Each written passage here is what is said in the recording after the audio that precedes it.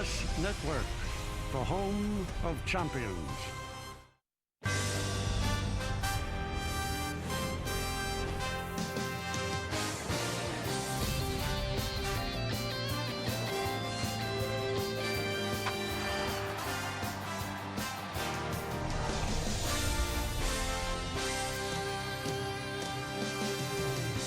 You're looking at Union Station in downtown Kansas City. Kansas City is known as the city of fountains.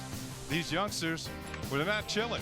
They are grilling, getting ready for a hot ball game here tonight at Kauffman Stadium. As tonight, the Yes Network presents New York Yankees baseball. It's going to be the world champion New York Yankees against the Kansas City Royals from Kauffman Stadium in Kansas City, Missouri.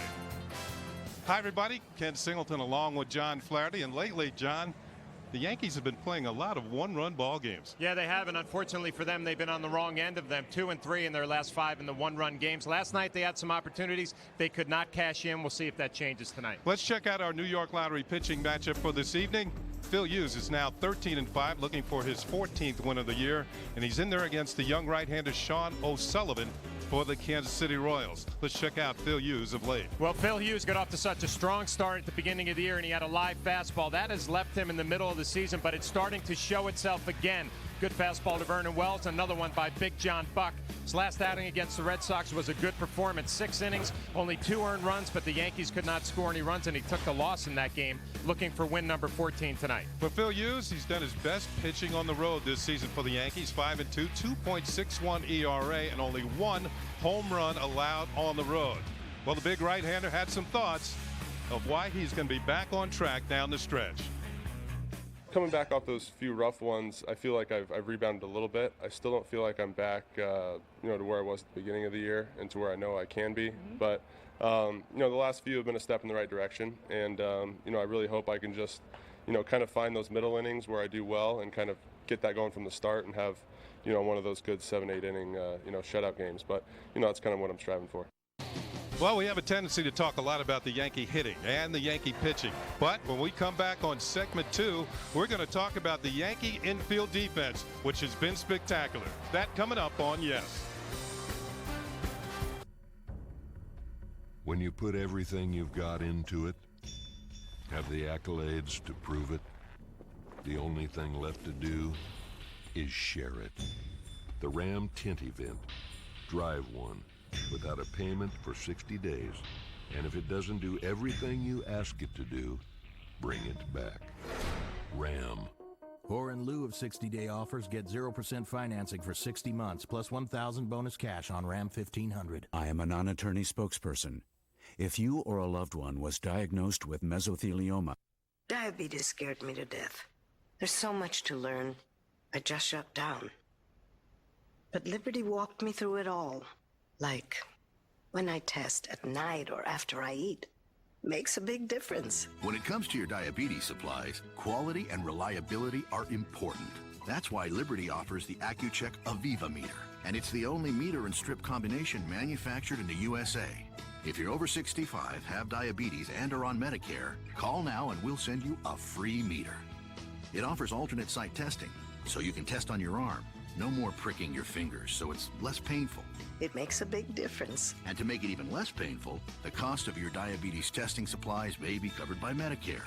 Join over 1 million others who have chosen Liberty Medical. Call now and receive a free Accu-Check Aviva meter. Plus, for a limited time, get a free cookbook when you join. Call 1-800-273-9135. 1-800-273-9135. Dish Network claims to have the latest technology. Seriously? Did you know that many Dish customers actually need 2 dishes? That's right, 2 dishes to get all their HD channels. What's up with that? With DirecTV, you get all our HD channels and our Emmy Award-winning technology without ever needing a second dish on your roof. So don't be fooled by Dish Network. When you compare, DirecTV wins every time. In Kansas City, some youngsters enjoying themselves prior to the game. And speaking of hot, we usually talk about either pitching or hitting, but today it's going to be defense, Flash. Well, it's about time the Yankee infield gets a little bit of credit for what they have done defensively. Alex Rodriguez playing third base, just a reaction position, but he's got plenty of arm strength to go to his right, plant his feet, make a strong throw across the diamond. Alex Rodriguez has to love that play. Derek Jeter has been solid this year as well. Last year winning the Gold Glove. The signature move going to his right, the jump step. Plenty of arm strength to get it across the diamond. Robinson Cano, you're thinking about there's going to be a time where he's going to win a Gold Glove. Maybe it's this year. Usually you see Derek Jeter make this type of a play. But Robinson going to his right, the strong throw again across his body. Maybe this is the year Robinson Cano picks up a Gold Glove. And then Mark Teixeira really solidifying the infield at first base. Gold Glover last year. Probably the best first baseman in the league at making this play here. 3-6-3. And then we saw this in the Kansas City series, covering some ground, sliding catch, a Gold Glove caliber first baseman. Defensive geniuses in the infield for the Yankees. 6 errors this year for Alex Rodriguez, only 4 for Derek Jeter, and plus he has a 50-game errorless streak going right now. 2 for Robinson Cano and 2 for the reigning Gold Glove first baseman Mark Teixeira. They have been solid in the field for the Yankees this season. Not only have they been solid in the field, they've been hitting the ball as well. We got some hitters in the ball game tonight. We've got lineups, first pitch, baseball coming up next right here on Yes.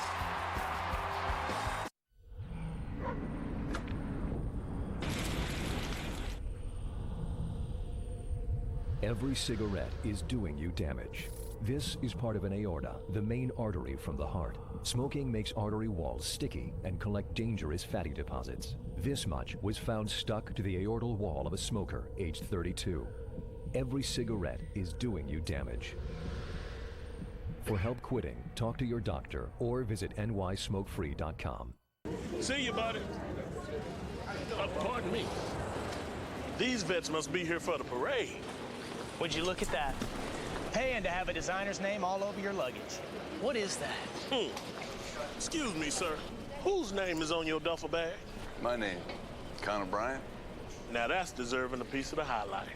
Miller High Life is saluting vets of Iraq and Afghanistan. Now, for every bottle cap return, 10 cents will be donated to help give vets a piece of the High Life.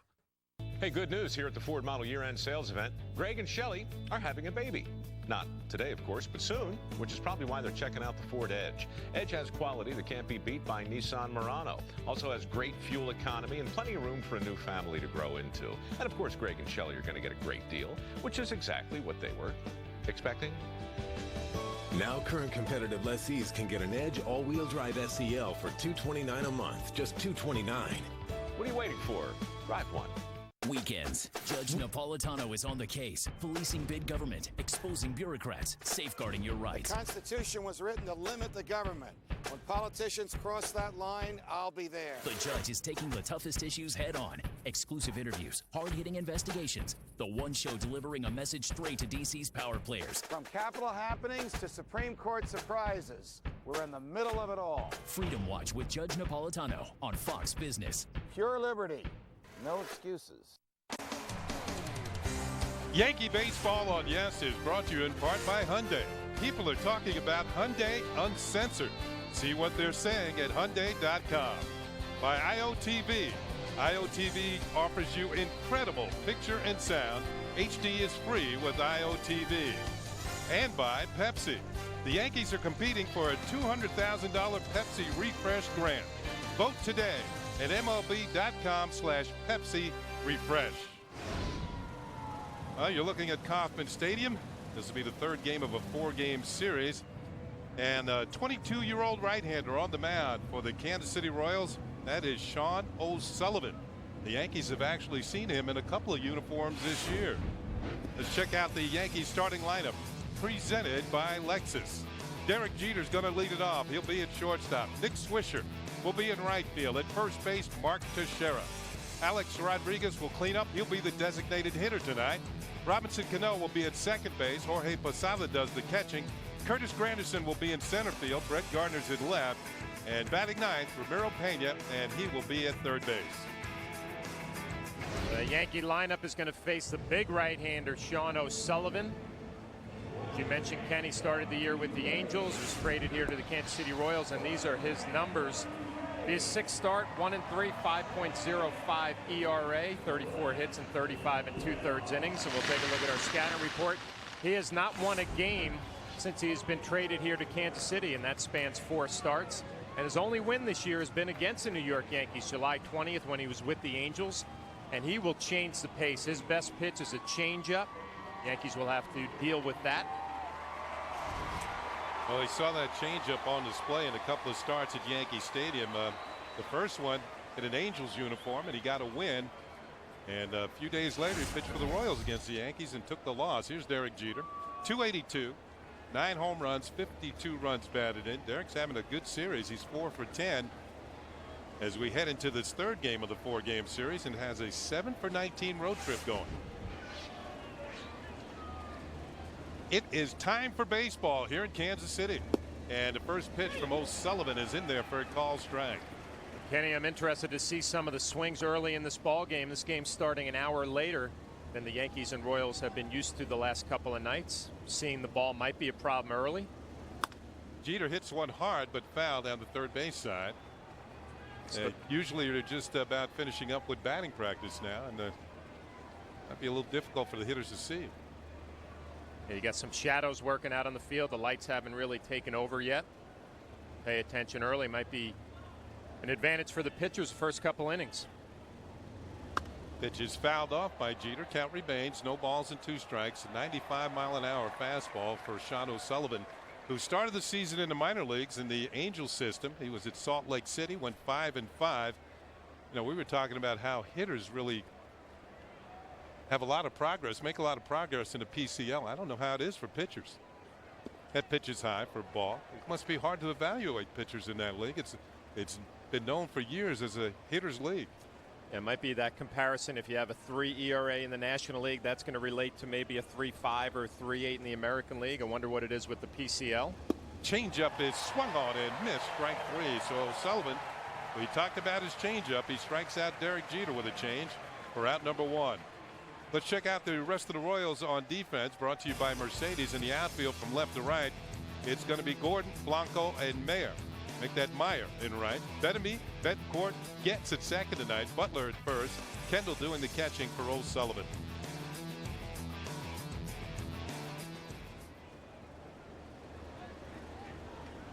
Nick Swisher batting in the second spot, steps in.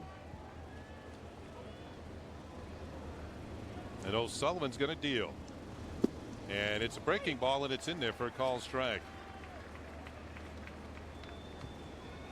Swisher having a decent road trip. He's 5 for 16. That pitch just misses, and it's 1-1. Nick back in the lineup playing right field. Had a night off, although he did pinch hit last night. That batting average just under 300. This is one of those key at bats. You want to get back over 300. Ball is driven deep to right field. Going back is Meyer, and he will make the catch just in front of the bullpen. Swisher gave it a ride, but Meyer hauls it in for out number 2. Kenny, the first thing I thought about last night, Billy Butler, first baseman for the Royals, hits an opposite field home run, the wind blowing out. Nick Swisher doesn't get all of this, but does not get any help from the wind. It's gently blowing from left to right. Thought maybe there would have been some more carry to that fly ball, and it looks like the sun's going to be a factor in right field. Here's Teixeira. And he takes the first pitch outside from O'Sullivan. Right fielder might have to deal with some sun issues early in the ball game here.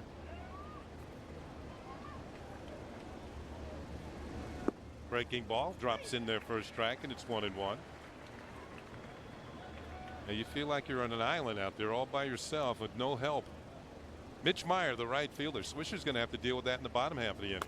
Changeup is popped up behind home plate. Coming over is Kendall along with Bettamy. Who's going to make the call? It's Kendall. He makes the catch, and the Yankees go in order here in the top of the first against Sean O'Sullivan. So it's 1-2-3 inning for the Yankees. Jaguar Platinum coverage is not just a warranty. It's a belief in everything we do. It's a 5-year, 50,000-mile promise with complimentary scheduled maintenance, no-cost replacement of wear and tear items, and 24/7 roadside assistance. Because when you create the most beautiful, fast cars on Earth, you create an ownership experience to match. Jaguar's best-in-class Platinum coverage is included on all 2011 Jaguars. See your tri-state area Jaguar dealer for details.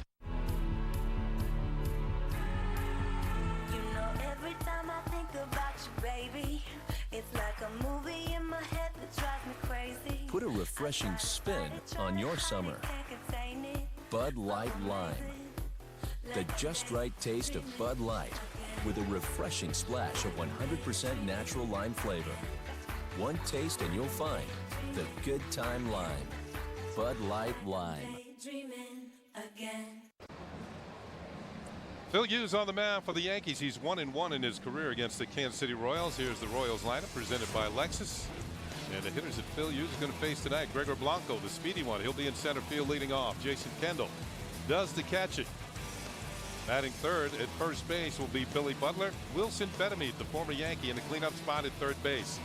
Keila Kayahue will be at the designated hitter. Alex Gordon will be in left field. Unieski Betancourt will be at short.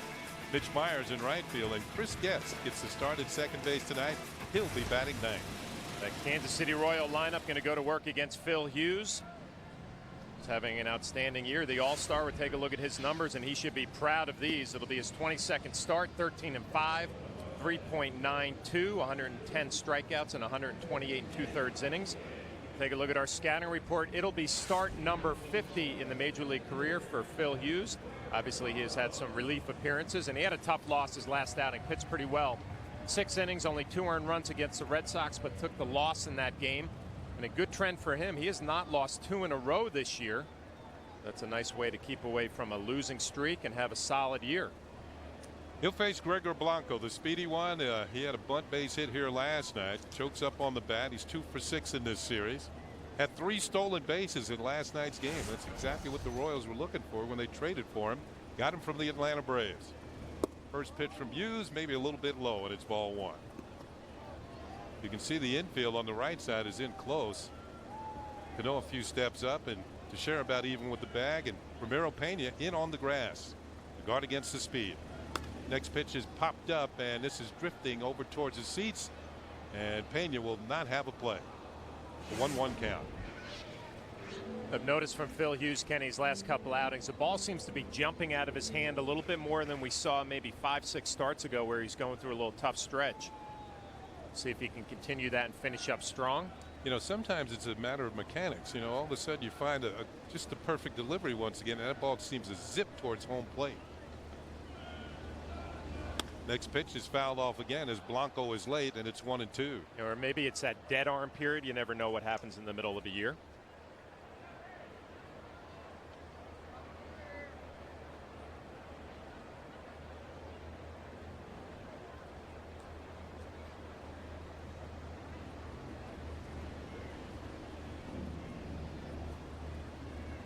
Here's the 1-2 pitch, and it's popped in the air towards short left center field. Who's going to make the play? It's Gardner, who steps in front of Curtis Granderson. A little bit of a mix-up there, but Gardner makes the catch for the out. Now let's take a look at the rest of the Yankees on defense. You saw Gardner and Granderson up close. Swisher's in right field. Pena's at third. Jeter at short. Cano at second. Teixeira at first. And Jorge Posada is doing the catching tonight. And of course, the defense is brought to you by Mercedes. There's maybe a bit of a mix-up, but the play was made. Veteran Jason Kendall takes a pitch for a call strike.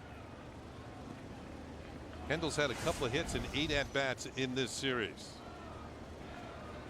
Go all the way back to 1992, and he was a draft pick, the first pick of the Pittsburgh Pirates. In the air to center field for Granderson. And that is out number 2. Let's look at the game time weather conditions presented by Bigelow Tea. We told you it's a hot one, not quite as hot as it has been here in Kansas City. The temperature just 90 degrees today. It feels like 99. The wind at 8 and a chance of rain after midnight.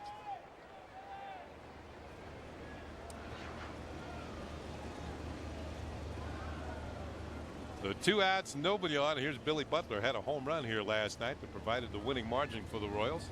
And the first pitch is a curveball that hangs high and inside for ball 1. For Butler, it was his 11th home run of the year as he clanked one off the foul pole in right field. Good on base percentage and a .300 hitter. Ball is fouled off, and it's a ball and a strike. Good indication right there from Phil Hughes that you have a good fastball. Butler a good fastball hitter and a fastball count. Phil Hughes beat him. Looks like he's got some good life with that #1 fastball tonight.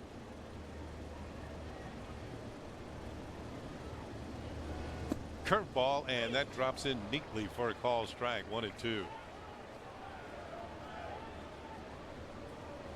Creates a little confusion in a hitter's mind. He's got a good fastball. Oh, he's got a good curveball. Does he have a changeup? Does he have a cutter? What's he going to throw me? Here's the 1-2 pitch. It's a fastball, and it's fouled back. Let's go back to last night, Flash. Off of Dustin Mosley, you can see Butler driving it the other way. He had a little help with the wind, was really jetting out to right field. Mosley can't believe it. That turned out to be the difference in the ball game, a Royal win. Butler's now hitting 7 of his last 8 games. Curveball's hit in the air to left field and hit well. Going back is Gardner to the warning track, and he won't be able to get it. This ball is off the top of the wall. Butler rounding first. He's on his way for second, and he's in there with a 2-out double. That ball almost got out of the ballpark. Well, Phil Hughes just got away with the mistake. I mean, he's been throwing the fastball right by Billy Butler. He's been late on it. He decides to go with a curveball, and it's a mistake. A hanger right in the middle of the plate. Phil Hughes and the Yankees are lucky that this did not carry out of the ballpark for a 1-0 lead. Phil's got to bear down and strand him at second base. For Butler, his 34th double of the year. He's in the top 10 of the American League in that category. It'll bring up Wilson Betemit, the former Yankee.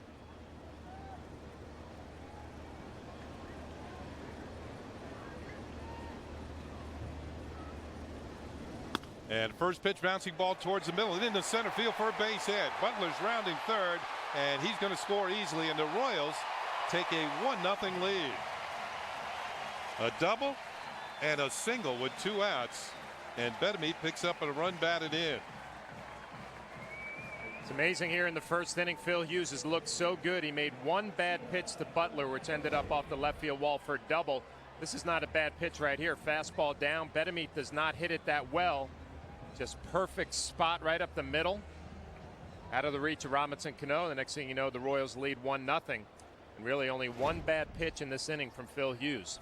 That is the first inning run that Phil Hughes has given up in his last 9 starts. And the run is driven home by Wilson Betemit. Here's Keela Kaiahua. And he takes a pitch away for ball 1.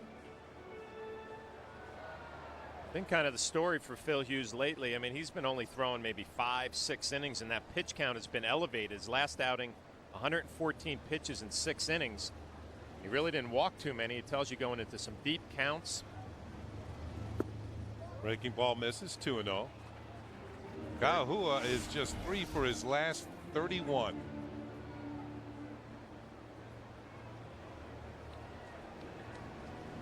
As we mentioned last night and first night as well, he's young man's from Hawaii, lives in Honolulu. Takes a pitch and that misses. 3 balls and no strikes. Now in the minor leagues, he showed a good eye. He was leading the Pacific Coast League in walks and on base percentage before being called up to the major leagues in Kansas City. See if he gets the green light. 3-0. Nope, and he takes a pitch for a call strike. Well, Kenny, we've seen in 2 games that he has had trouble with that fastball inside.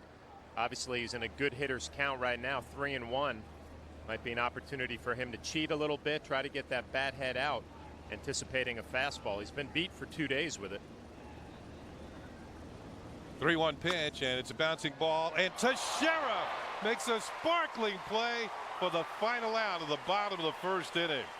Up the ladder and came down with it and retires Kaiahua. At the end of 1, it's the Royals 1. What a play. 1-0 Royals. A hornet's nest in my ear all the time. The ringing doesn't stop. Diabetes scared me to death. There's so much to learn. I just shut down. But Liberty walked me through it all. Like when I test at night or after I eat. Makes a big difference. When it comes to your diabetes supplies, quality and reliability are important. That's why Liberty offers the AccuCheck Aviva meter. And it's the only meter and strip combination manufactured in the USA. If you're over 65, have diabetes, and are on Medicare, call now and we'll send you a free meter. It offers alternate site testing, so you can test on your arm. No more pricking your fingers, so it's less painful. It makes a big difference. And to make it even less painful, the cost of your diabetes testing supplies may be covered by Medicare. Join over 1 million others who have chosen Liberty Medical. Call now and receive a free AccuCheck Aviva meter. Plus, for a limited time, get a free cookbook when you join. Call 1-800-273-9135. 1-800-273-9135. New York Helps will help me become a music teacher. Molecules are my thing. I'm studying nanotechnology. New York Helps will help me study architecture and build the future. New York Helps helped me to be the first in my family to go to college. New York Helps is a state-sponsored, low-cost, fixed-rate education loan program helping students realize their college dreams. If you still have a funding gap after getting all available financial aid, New York Helps could be your best option. What's your dream?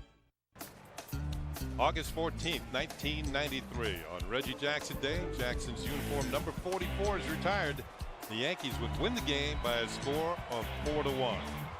Demand greatness in every sim in every season. Johnny Walker, proud sponsor of the New York Yankees. And let's go back to that day in 1993. The Yankees retired Mr. October's number 44, never to be worn by another Yankee. Right now, back in action here in Kansas City, top of the second inning. The Royals leading the Yankees 1-0. Alex Rodriguez will lead it off. We're talking about the Yankees in segment 2 and their infield defense. We saw Teixeira make a great play, pitches inside, 2 balls and no strikes to Alex. 4 for 19 on the road trip. Second in the American League in runs batted in with 92, knocking on the door of 100 once again. Here's the 2-0 pitch, and this one's driven towards center field, and it's going to be in there for a base hit. Blanco cuts it off, and Arod has a solid single to center, leading off the second for the Yankees. Fans, IOTV offers you incredible HD picture and sound. HD is free with IOTV, the official HD service provider of Yankees baseball on Yes.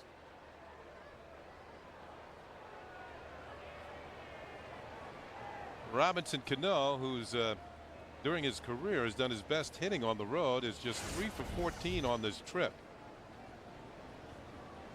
As he steps in tonight, his average is .326, 4th in the American League. And he had one of those disappointing nights last night where he started off the game with a rocket to right field, then a base hit, and then went 0 for after that. His first 2 at bats, he was locked in. You start thinking Robinson's going to have a big night, get himself going again. It just didn't work out.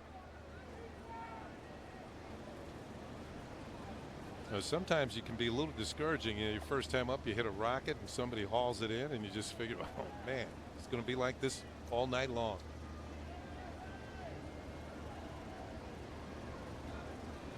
The 1-0 pitch is on the way, off-speed pitch, and that misses.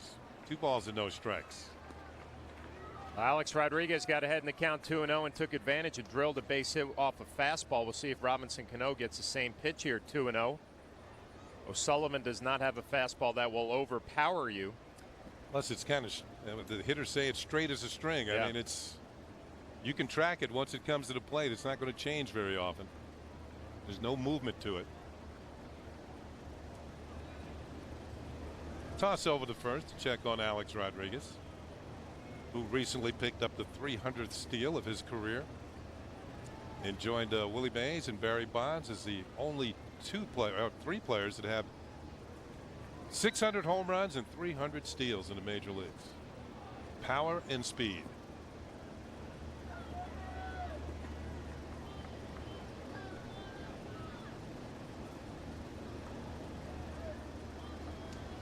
Quicker throw over the first, and A-Rod's back easily.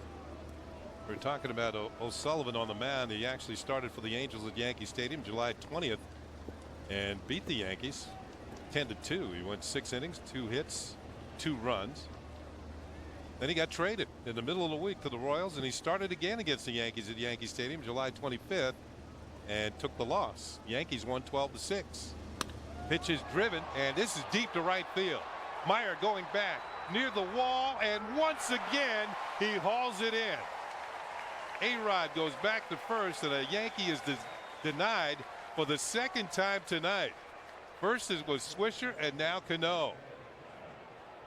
Well, O'Sullivan did not challenge Robinson Cano 2-0. He throws a little slider, and it's down middle. You can see Robinson just out in front a little bit, but I think he thought he got enough of it. And again, like Nick Swisher's fly ball to right field, not a whole lot of carry. Meyer catches it right in front of the wall. Wrong ballpark. If the Yankees are in the Bronx, they would have hit 2 home runs tonight. Here's Jorge Posada.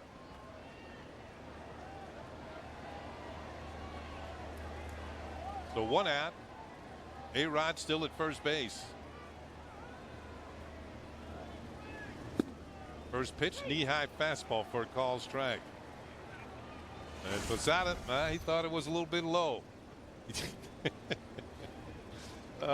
First pitch, first at bat, and he's already on fielding Colbert, the home plate umpire. And it's borderline. I mean, it could go either way. Check it out here. You know, I wouldn't want that called on me. But the first pitch of the game, Kenny? Yeah, any pitch of the game. Wow, turning around and making a comment, I just think it's funny. Jorge likes to give the umpires a hard time. That one's low, and it's 1-1.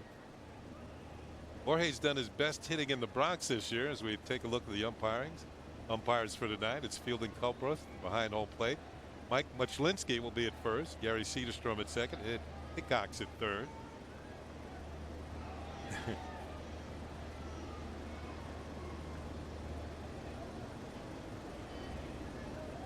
Here's the 1-1. I'm still laughing. And it's low, 2-1. Sometimes you just turn and shoot the umpire a glance. You don't have to say anything. He knows what you're thinking. Cubby Culbreth calling the balls and strikes tonight.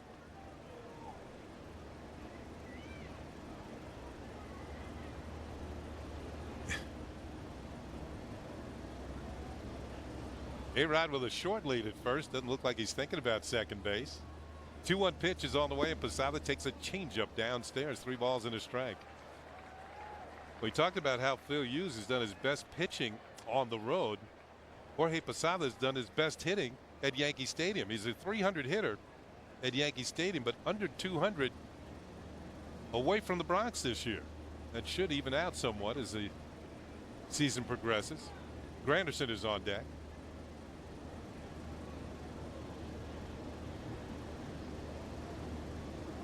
Arod's on the move. The pitch is on the way, and it's fouled off. Alex went about a third of the way and then stopped. Maybe didn't feel he had the jump. And he doesn't get a great jump. Looked like he was almost faking the whole time. Kind of caught no man's land right there. But Jorge Posada with that swing, Kenny, didn't look like he's got great rhythm at the plate right now. Kind of a 2-part uncomfortable swing. Unusual to see that from him on a fastball count 3-1. Now we'll see if Arod goes 3-2 with 1 out.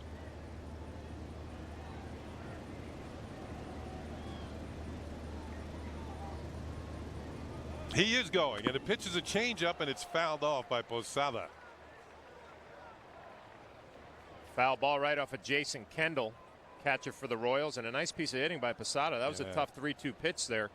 Good changeup down and away. You can see he's out front. He's off balance. Does a nice job just to get a piece of it. You know, one thing we saw from O'Sullivan in New York, he will throw that changeup at any time. It's got to be an advantage for the Yankees seeing him 3 times this year. So you put that in the memory bank, you know eventually it's going to come. And he doesn't have a fastball that will really overpower you, so you can almost look for the changeup and still take care of the fastball. See if Arod's moving again, and this time he's going to draw a throw. And they saw him twice within a 5-day period.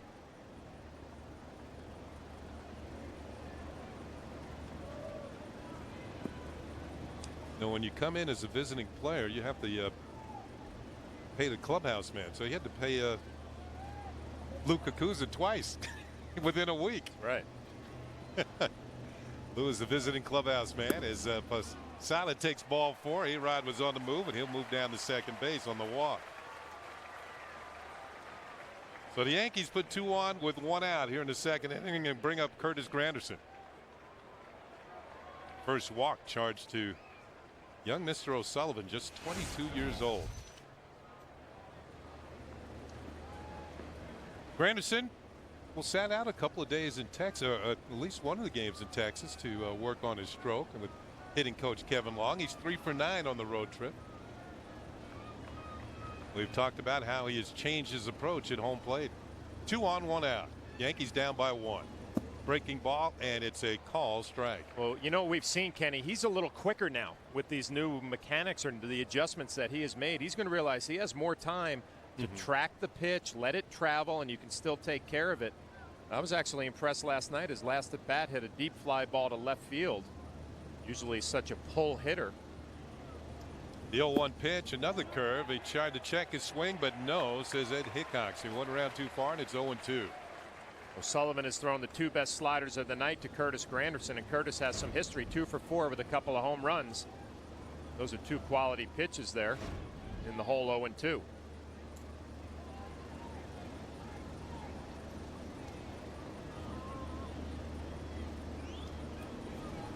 Change up is low, so he's going with the slow stuff to Granderson.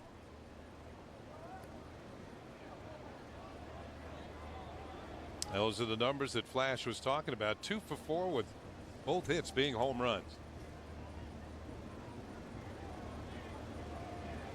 Pitchers have long memories too, don't they?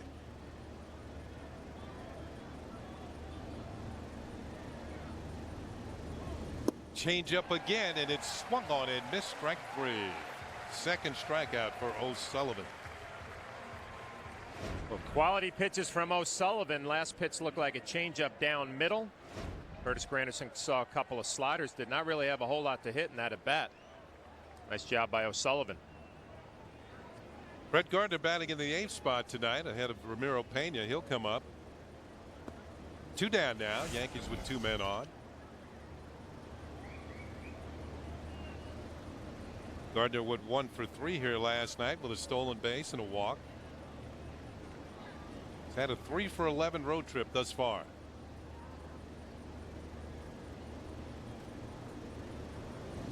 Curveball is in there for a call strike. Well, Sullivan has not thrown a fastball in his last 4 or 5 pitches. Maybe he walked Posada on a changeup. Off-speed pitches to Granderson, and now starts Gardner off with a curveball.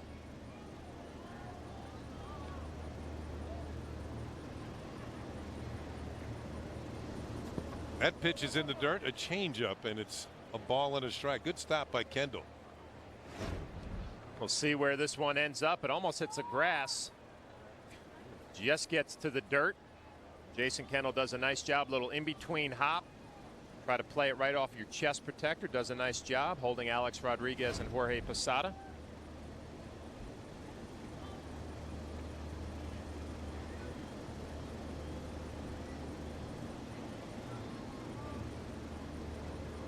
Runners go, and the pitch is swung on and missed. A changeup, and the Yankees put 2 runners into scoring position.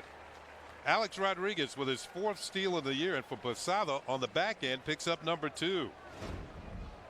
Well, nice job by Jorge Posada paying attention. Alex Rodriguez, if he gets a jump, he's on his own, and Jorge paying attention will get himself into scoring position. You know, it might have been while they were on base. A-Rod looked over at Posada and said, "Look at me, follow me." Pay attention. Yep. So 1 and 2 on Gardner.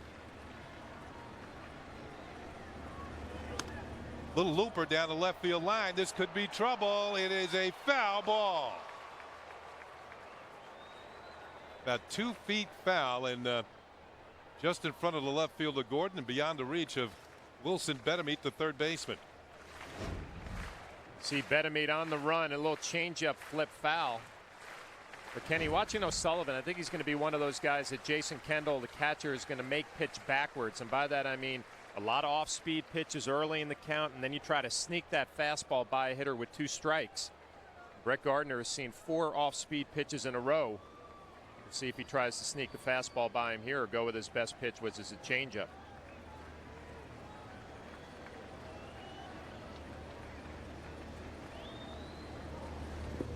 Gardner trying to check his swing, and there's the appeal, and he did so. Well, you're talking about Arod on second base, and he's looking at Posada, and he's saying, hey, watch me now. You know, this guy throws a lot of change-ups. You probably get a pretty good jump. And Posada paid attention. That's a veteran move. See, I was giving Jorge Posada all the credit right there, but actually Alex had to give him a heads up. So that's just nice communication all the way around. Exactly. Jorge, a catcher, has got good speed. Runs well for a catcher. 2-2 pitch. Little chopper, foul. I'll be sure and tell him you said that. That was his second stolen base of the year. You're right. He hasn't been caught. That's right. Yeah, he's 2-0. You could joke around about it, but it's nice that he's in scoring position right here with 2 outs. On the swing of the bat, he'll be on the move. Could turn out to be a big run. 2-2 to count on Brett Gardner.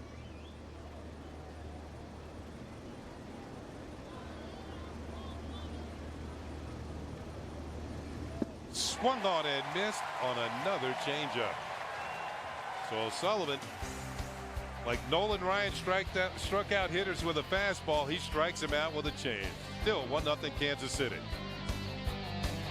The 2009 New York Yankees are world champions. Come out to Yankee Stadium in 2010 to see the 27-time world champion New York Yankees in action. Don't miss Plush Whistle Night on Tuesday, August 17th when the Yankees play the Tigers. The first 18,000 fans in attendance will receive a plush Yankees whistle, courtesy of P.C. Richard & Son.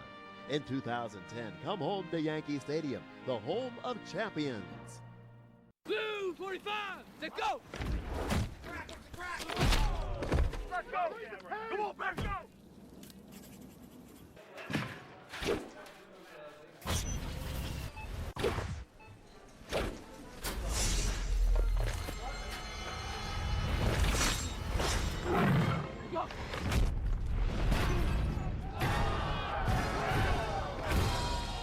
Check out Sports Authority on Facebook for the Under Armour football sweepstakes.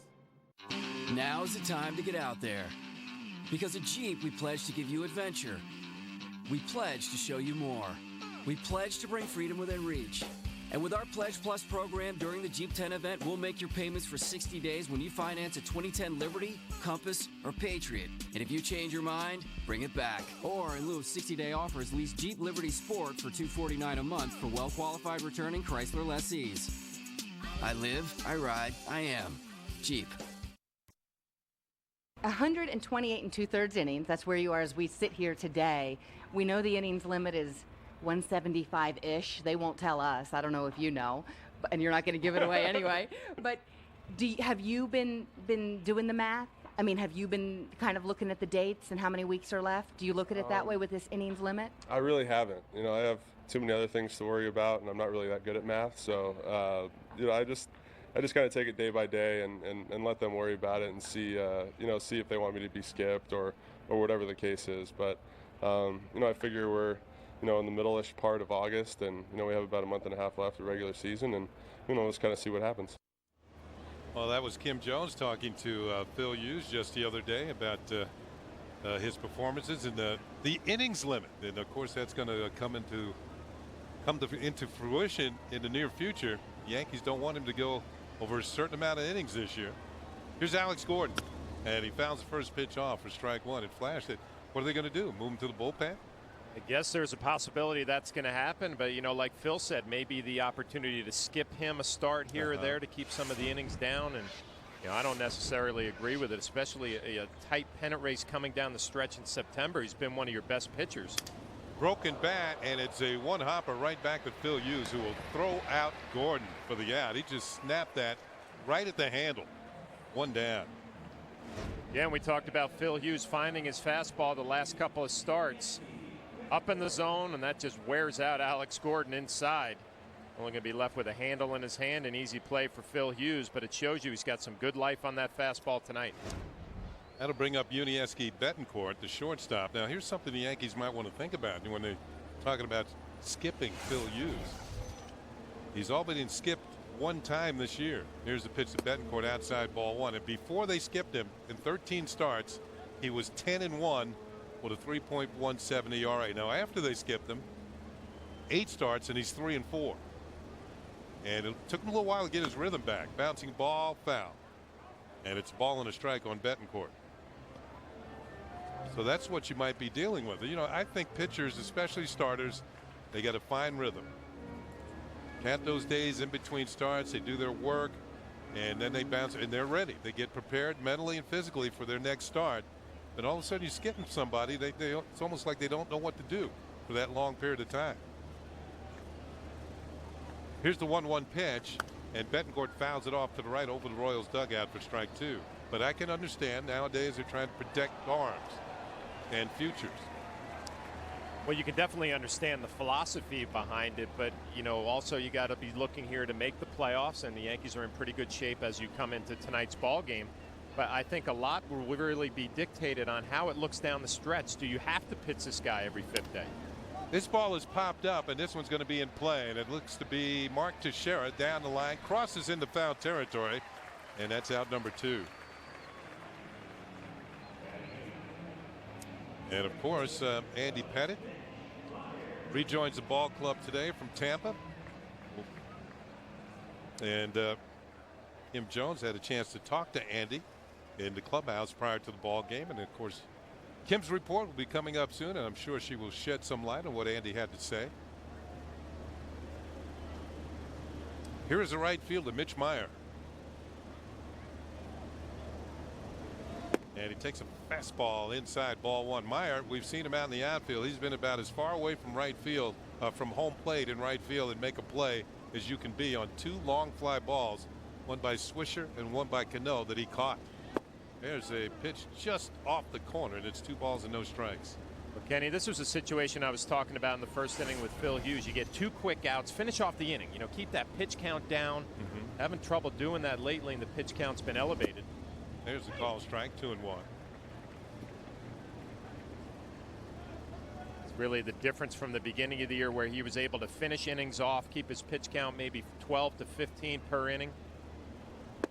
That's high, ball 3, 3-1. You know, we did the game when he threw the one hitter in Oakland, and that's about as good as I've seen Phil use this year. He was all over the A's. 3-1 pitch, bounce foul. Well, you know what? You're thinking back to that game, Kenny. There was no like picking at the corners. Yeah. It was, I have a good fastball, and you're going to have to prove to me you can hit it. And the A's pitchers could not do that. See the numbers reflect it. Now I think Phil has gone through maybe a little dead arm. We talked about the little struggles in the middle of the year, and maybe not trusting his stuff quite as much. But he's got a good fastball tonight. Let's see if we see it here. The 3-2 pitch is fouled off the leg of Mitch Meyer. Yeah, those numbers were very impressive in Oakland. He took that no-hitter into the 8th inning. And his parents were on hand. They'd driven up from Southern California.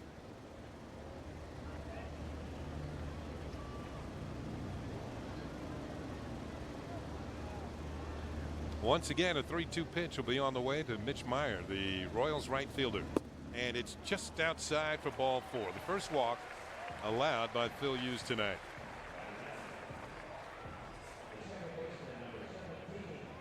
And that's going to bring up the number 9 hitter, the second baseman, Chris Getz. This is our first look at Getz other than a pinch running role in this series.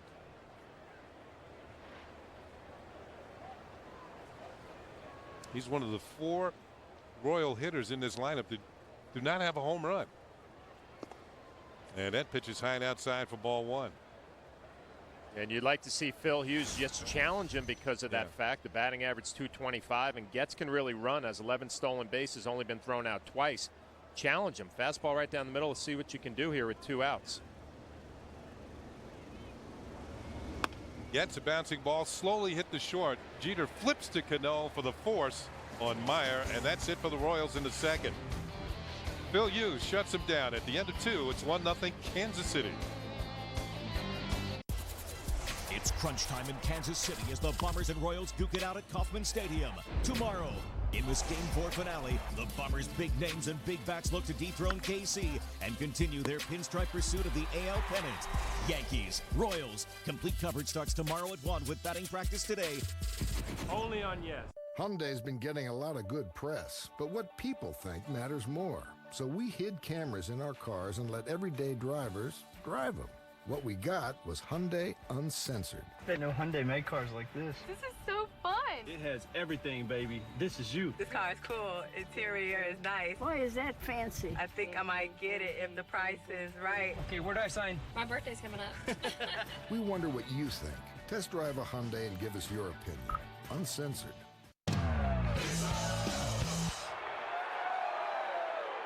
What are we doing? The Wave. Why? This is what they do at games. And IOTV carries every HD game for all 9 New York sports teams. And it's baseball season. I love baseball. Oh, touchdown! Catch every HD game of all 9 New York sports teams. With incredible HD picture and sound, IOTV brings you the best HD experience free. Presenting the Cadillac Summer's Best Sales Event. A fantastic opportunity to get 0% APR financing on every new 2010 Cadillac model, like the CTS Sport Sedan, the most acclaimed vehicle in its class, and a Car and Driver 10 Best 3 years in a row, or the all-new Cadillac SRX Luxury Crossover, and even the most acclaimed luxury SUV ever, the Cadillac Escalade. Summer brings out the best in all of us. Visit your Tri-State Cadillac dealer or CadillacTriState.com for this attractive offer.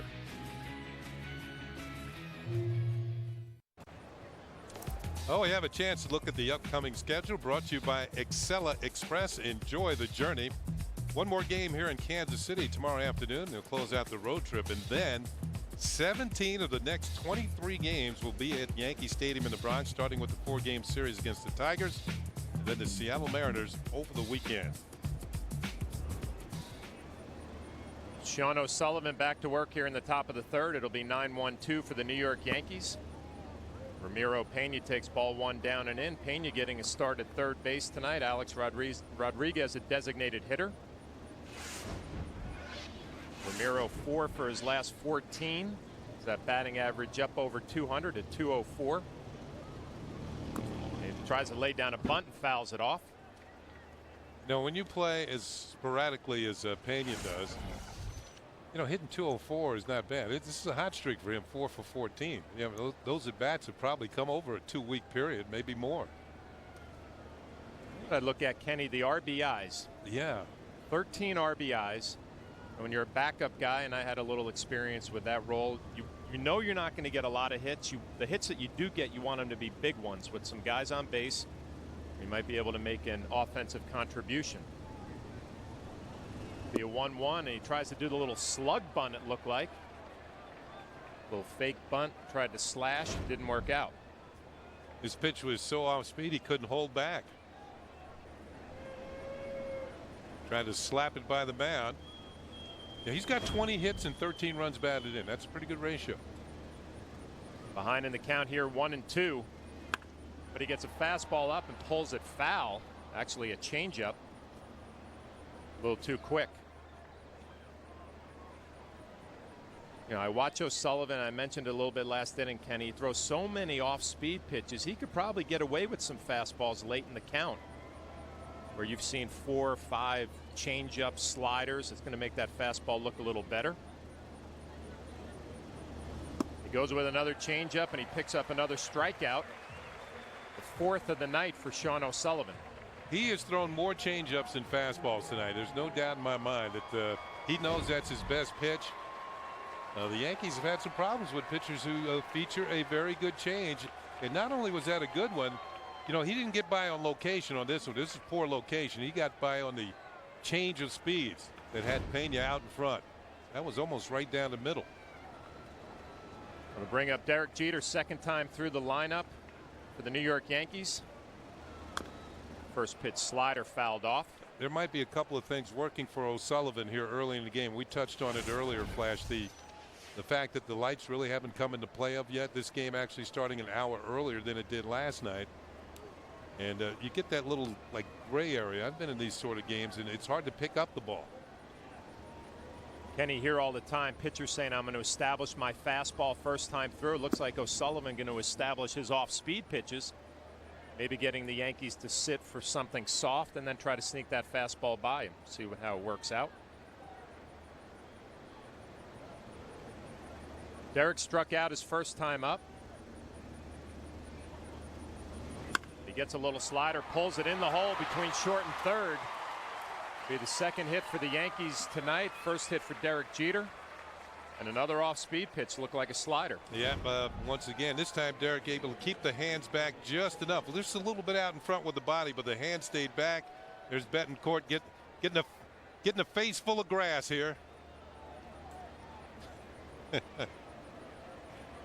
There's the effort, and there's the frustration.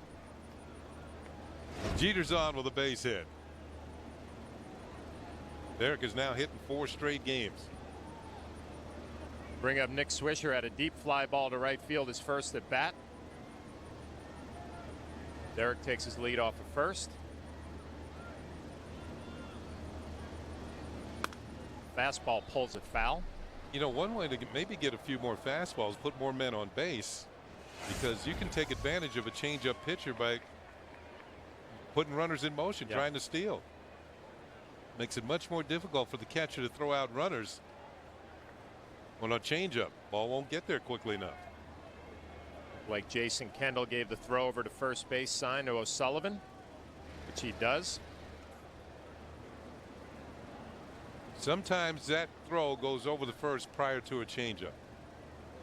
Sometimes. I'm not saying all the time, but the likelihood of a changeup to follow a throw to first is fairly high. They're going to throw over again. They're really setting up this changeup.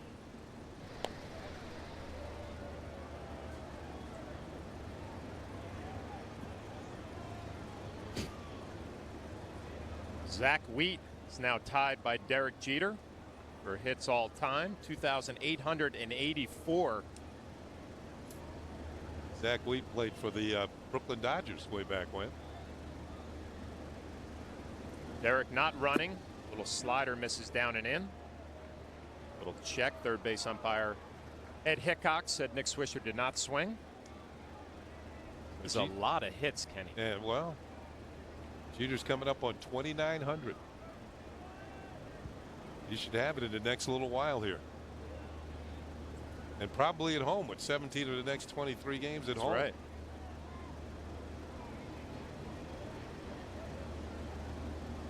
Derek Jeter is running a fastball in. Kendall comes up with the throw. It's going to be a little wide, and Derek Jeter is safe with a stolen base. That'll be his 13th of the year. I think he had a pretty good jump.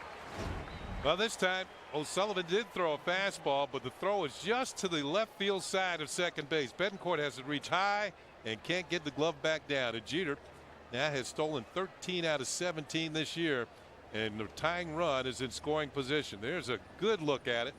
Left hand hits the bag. The tag is late. Derek in scoring position with one out here in the third. Nick Swisher ahead in the count, 2-1. He gets a changeup. Sound like a broken record. That has been the pitch that O'Sullivan has liked tonight early on in this ball game, and he has a good one.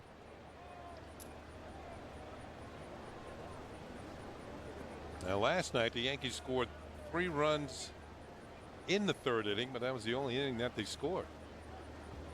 Now they got a runner in scoring position here for Nick Swisher. Be a 2-2 from O'Sullivan.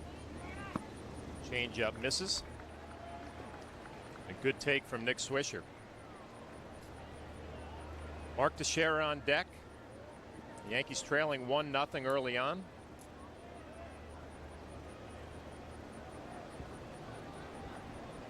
We talked about it all year, Kenny. A great spot to hit in front of Mark Teixeira and Alex Rodriguez. Nick Swisher has taken advantage of that, having a big year. See if O'Sullivan comes right at him or goes with that changeup again. It's a little slider pulled foul. Well, he's not going to give in, is he? Or at least not very often. And what I mean by that, in an obvious fastball count, you get a fastball. You know, that's always in the back of a hitter's mind. Is he going to try and heat me up this time? I guess in Nick Swisher's mind, you're probably sitting here saying, you know what? I'm going to get a pitch that's probably going to be a strike because they don't want to put me on with Mark Teixeira coming behind me, but it probably is not going to be a fastball. Let's see a changeup or a slider, and he goes with the fastball. And again, a little bit too quick, pulls it foul. That's what you're talking about. He doesn't throw hard enough to get it by you.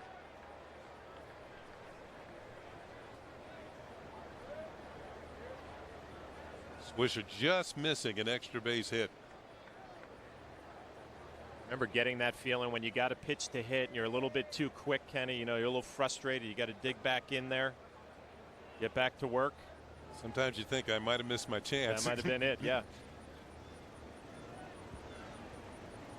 Derek takes his lead off of second base. Got a base hit and a stolen base to get himself into scoring position. It'll be a 3-2 to Nick Swisher again, and he goes with a changeup and he misses. So good at bat for Nick Swisher. The Yankees have first and second here with Mark Teixeira coming up. O'Sullivan second base on balls, and they're going to have a team meeting on the mound, and I bet you this is about the signs. Maybe part of Arod's steal of third base is that he thought he had the signs, and he knew when a changeup was coming.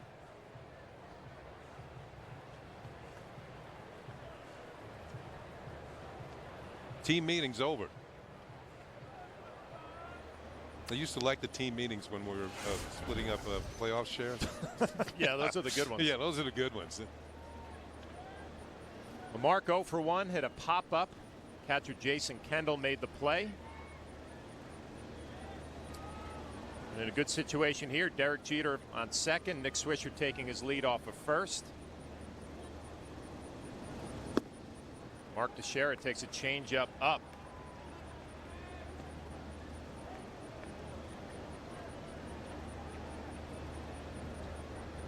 Second time through the order, Derek Jeter a base hit. Nick Swisher had a good at bat, fouling off some tough pitches, worked his way on the first with a walk.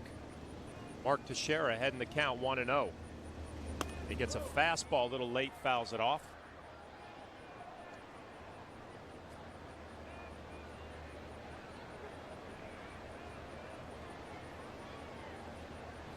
Royals defensively pretty much playing Mark Teixeira straight up. Blanco in center field maybe shading just a little bit to right center.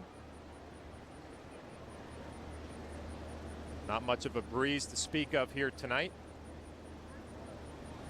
Another fastball just misses outside. You know, Teixeira has been driving his batting average up the last, I'd say, 6 weeks to 2 months here. But he's also been driving up his hitting with runners in scoring position. That's now over 300.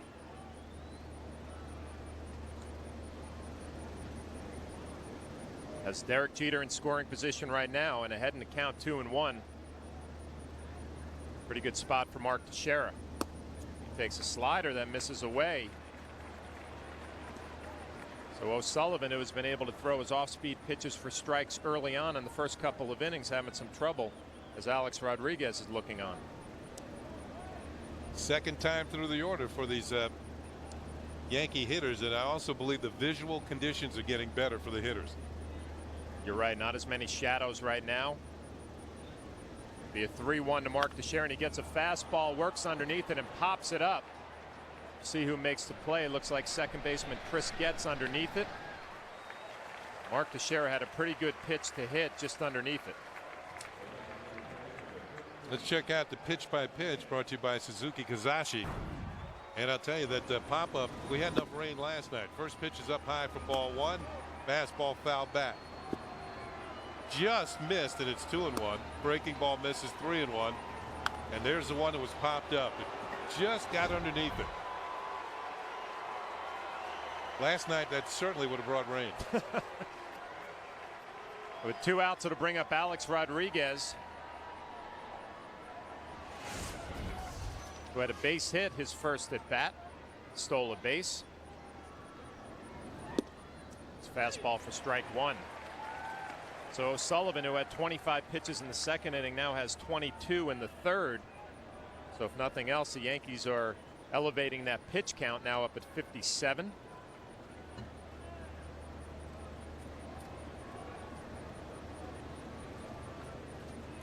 Alex, the designated hitter tonight, having a half day off.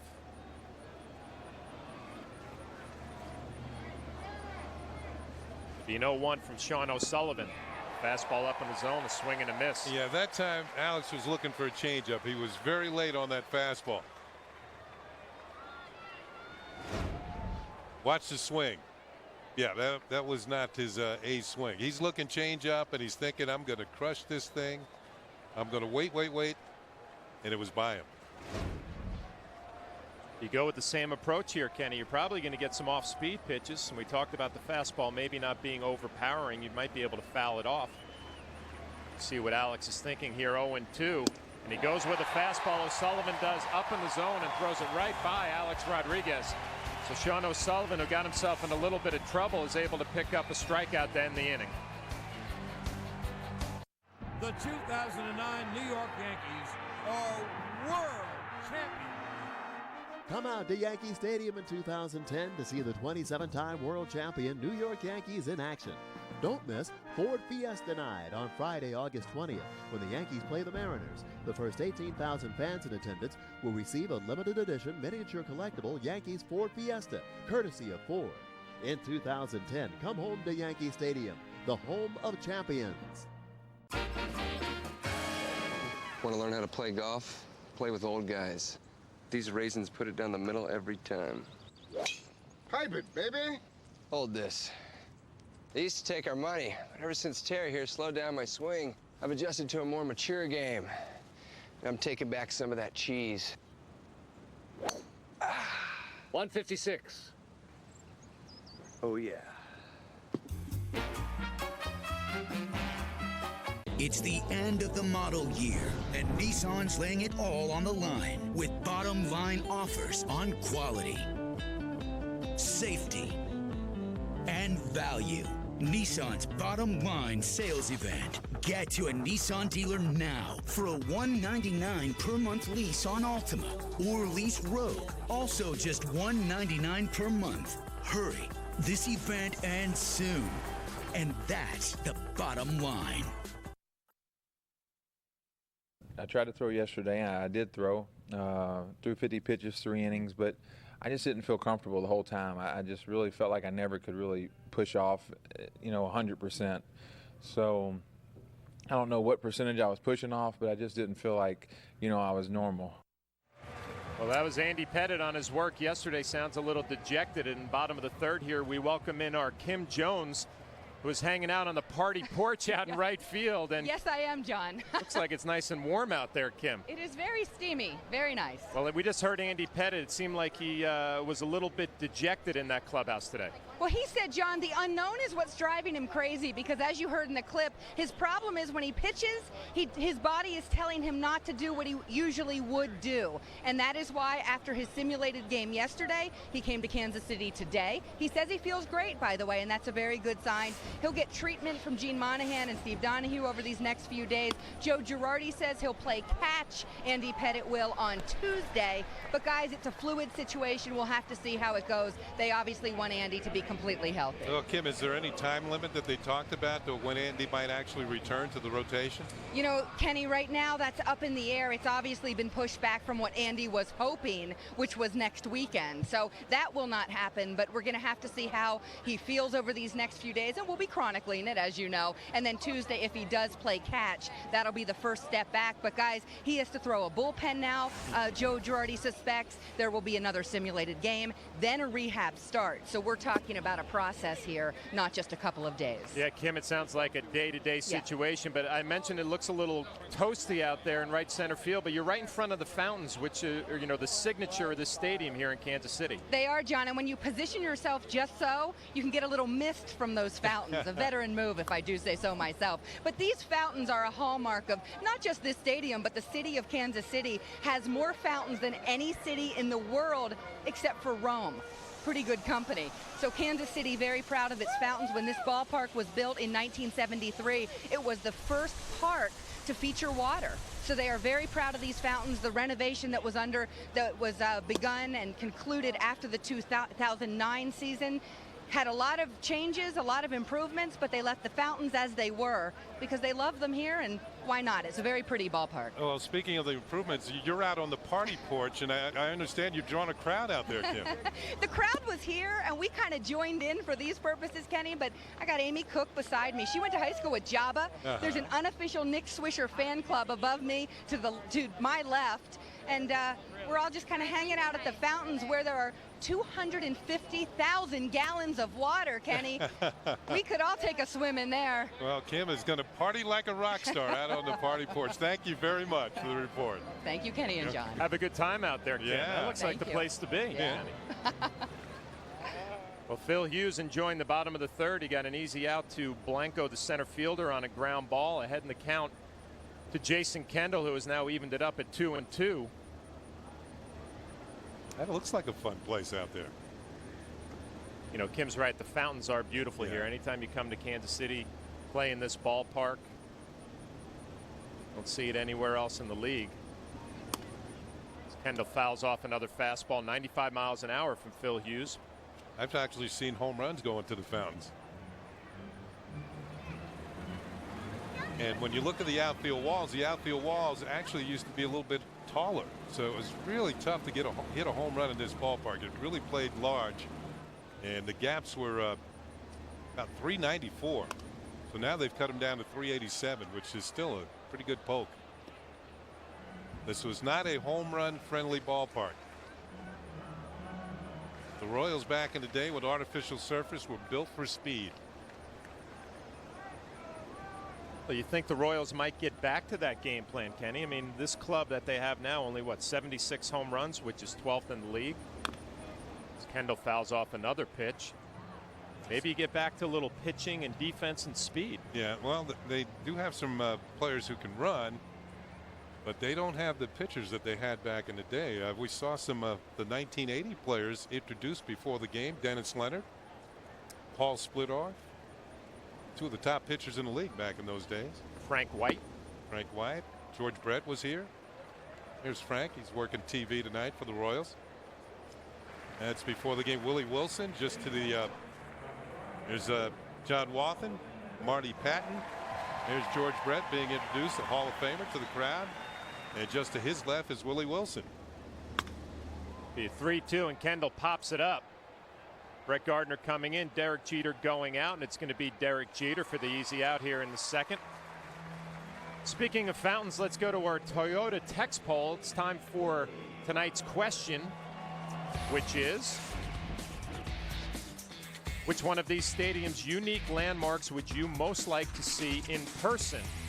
And the choices are fountains at Kauffman Stadium, the Green Monster at Fenway Park, the Ivy at Wrigley Field, or the Ray Tank at Tropicana Field. You can text your answer to 58772, and standard text messaging rates apply. I know which one I'm not voting for. I was going to say, I'd look at that and say, what doesn't belong there? Good fastball for Phil Hughes. Strike one to Billy Butler. It's amazing that the ballparks have unique situations because you know, everybody talks about, oh, the ballpark should be uniform. The measurements. Butler hits one right back to Phil Hughes off his leg. He picks it up and he makes the play. A nice job sticking with it from Phil Hughes, who has a 1-2-3 inning. The Yankees still trailing 1-0, but Phil Hughes doing a nice job fielding his position. A little cutter, ground ball off of his leg, hustles it up, bare hands it, and gets the slow-footed Billy Butler, who most importantly has a 1-2-3 inning. It has a race-inspired suspension, a very good thing considering the 280 horsepower engine. The powerful Acura TL. For attractive summer lease rates on the 2010 Acura TL, visit your local dealer today. There is also a very attractive extended warranty option that includes free service and parts for the next 5 years. This town right here, hallowed ground. We're blessed. Foxborough. How are the Pats? But with NFL Sunday Ticket, a new neighbor here can watch his Dolphins games every Sunday. Hey, fellas. Yeah, what's up, Chief? I can't even look at him. Moron.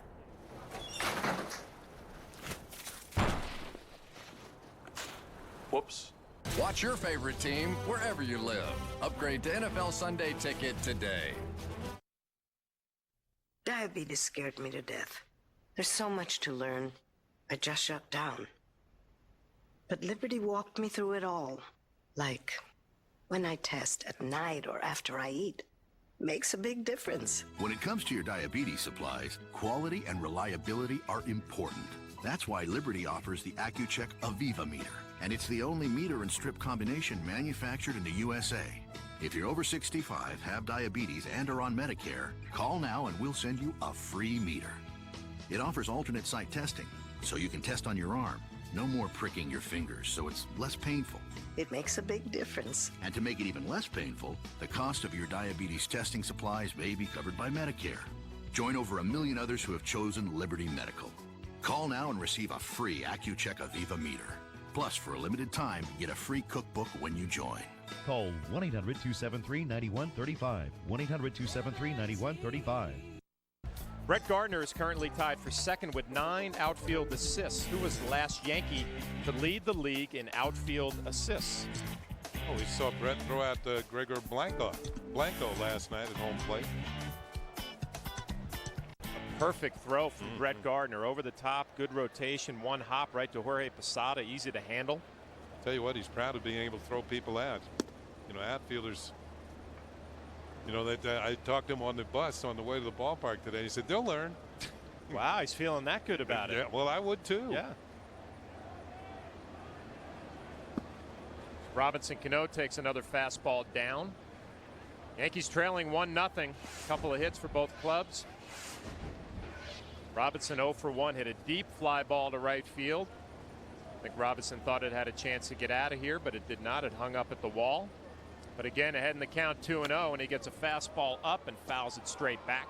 Flash, we were talking about how ballparks were built and why they look like the way they do, like Fenway Park or Wrigley Field in Chicago or Yankee Stadium, the old Yankee Stadium and the new Yankee Stadium, because they only had a certain amount of land in which to put the ballpark on in some of these cities back in the day, and they had to build the ballparks accordingly. 2-1 slap the other way. Alex Gordon, the left fielder, going to settle underneath it for the first out here in the 4th. Now, as far as Yankee Stadium is concerned, they knew they had Babe Ruth, the most powerful left-handed hitter in the game, so they made the porch in right field a little shorter.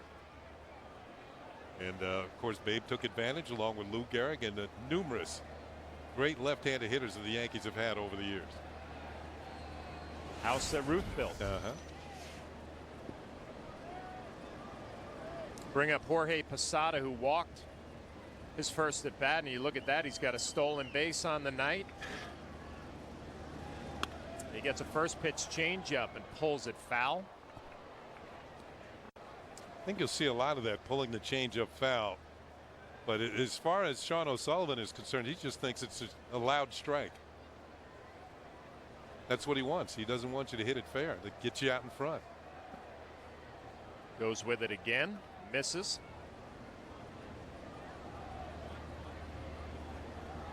Pitch count already up to 65 for O'Sullivan.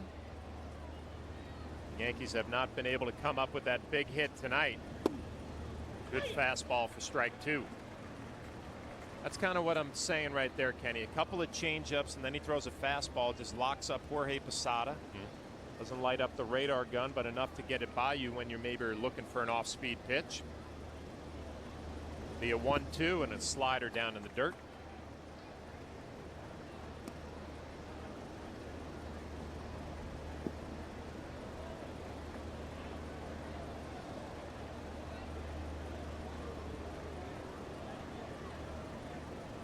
Jason Kendall going through the signs. It looks like it's going to be another changeup. Posada again spoils it. You can see some silly swings from hitters with a pitcher with a good changeup, and Posada lucky to get a bat on that one. Looked like he's falling off a bicycle when he hit it. Jorge did a good job his first at bat. He had a tough changeup and had kind of the same swing, fouled it off, and was able to work his way on with a walk after that. He's going to get a fastball right here, and again fouls it off.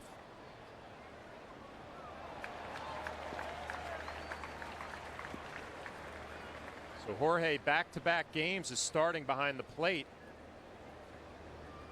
Have to imagine he would have the day off tomorrow, a day game after a night game. We'll see what Joe Girardi is thinking. 2-2 is a slider, and this is hit well to right field. Mitch Meyer going back, settles underneath it, but it's going to be the center fielder Blanco who makes the play.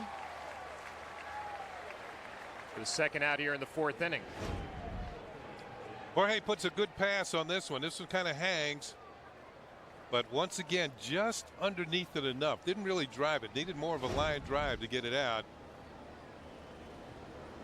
Sean O'Sullivan seen some long fly balls settle into the leather. 2 outs to bring up Curtis Granderson, who struck out his first at bat, and that was probably the best at bat that O'Sullivan has had in this ball game. He misses with a changeup first pitch. Curtis got a couple of sliders, a changeup, and then a real tough slider down for strike 3.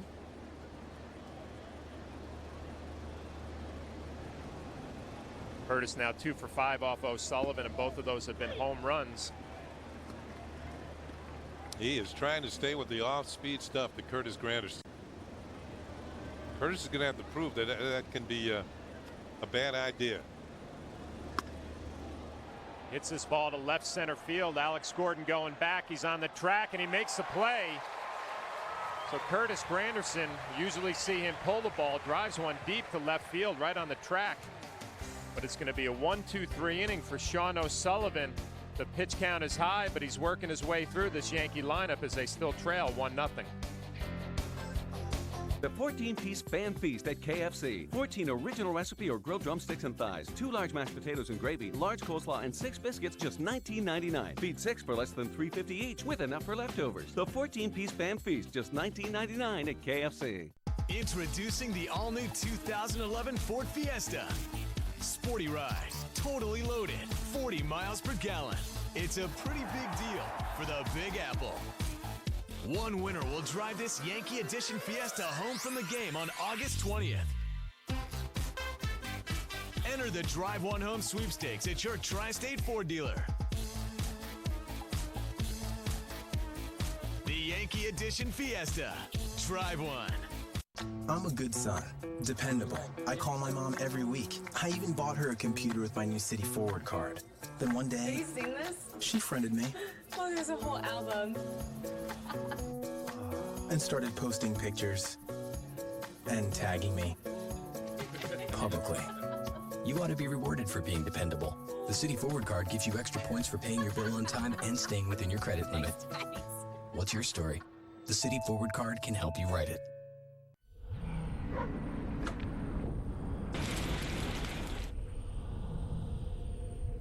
Every cigarette is doing you damage. This is part of an aorta, the main artery from the heart. Smoking makes artery walls sticky and collect dangerous fatty deposits. This much was found stuck to the aortal wall of a smoker aged 32. Every cigarette is doing you damage. For help quitting, talk to your doctor or visit nysmokefree.com. It is time for our New York State Smokers Quit Line answer. We'll remind you of the question. Brett Gardner is currently tied for second with 9 outfield assists. Who was the last Yankee to lead the league in outfield assists?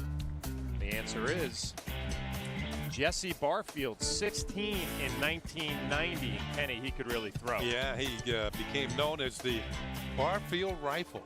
That's how good his arm was. He started in Toronto and came to the Yankees, traded for Al Leiter.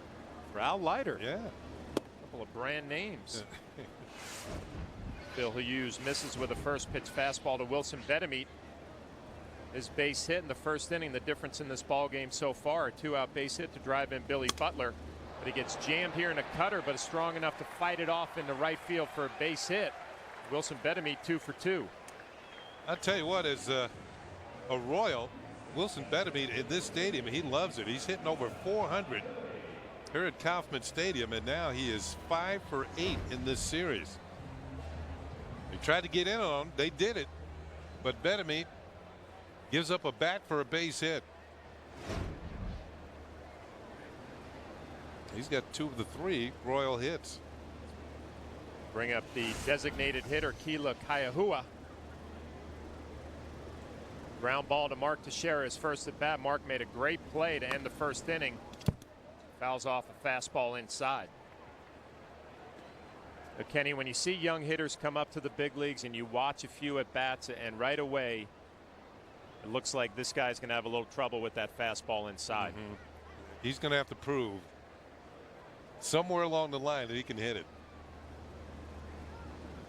You know, I talk to people in a lot of sports and they say, oh, it's almost like your first 5, 10, 15 games are the most important in your career because everybody's trying to figure you out and what you can and cannot do. Another fastball in for strike 2. In basketball, can you defend? Can you go to your right? Do you go to your left pretty well? How do you handle the ball? You know, running backs, do you run better to one side of the field or the other? Quarterbacks, you know, what's the range of your arm? And hitters, can you hit a good fastball? Especially one in on your hands. Toughest one to hit in the big leagues, and he gets another one. He fouls it off. That fastball missed pretty much right down the middle. Kiahua had a good swing. Well, he also had a good year at AAA. He had 24 home runs at Omaha, but that's Omaha. This is Kansas City. That pitch is there. That's what Flash is talking about. And maybe trying to do too much. That was really a big swing. An 0-2 swing. He really turned it loose. I start thinking like a catcher here. Can he go up the ladder maybe with a fastball? If you throw a curveball, bounce it. Don't make a mistake with an off-speed pitch. Throws the curveball, ground ball to Robinson Cano, to Derek Jeter, over to Mark Teixeira. Kiahua hustling down the line will not be doubled up. Ball was not hit all that hard, so it made it more difficult for the Yankees to turn to double play. Quick flip to Jeter right in the chest, and you can see Kiahua gets down the line pretty good. Jeter with a strong throw the first, but cannot double up the Royals' designated hitter. Yep, just ahead of the throw. Good call by Mike Muchlinski, the first base umpire. One down, it'll bring up left fielder Alex Gordon. Got jammed his first at bat, hit a weak ground ball right back to Phil Hughes for an easy play. Takes a look at a curveball for ball 1. Gordon hitting .216, 5 home runs and 10 RBIs. Had some good at bats against CC Sabathia in the first game of this series, driving the ball the other way. It's a curveball for strike 1.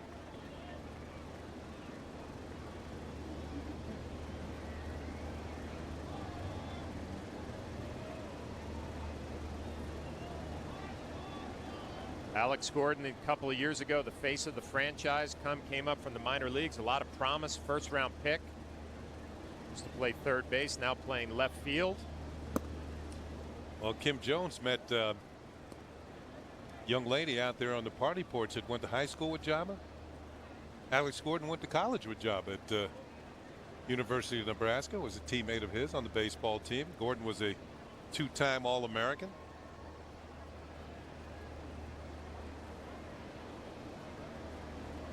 Kiahua takes his lead off of first. Gordon gets a fastball pretty much down middle for strike 2. Good pitch by Phil Hughes. Pitch count in pretty good shape for Phil. 56 here with 1 out in the 4th inning.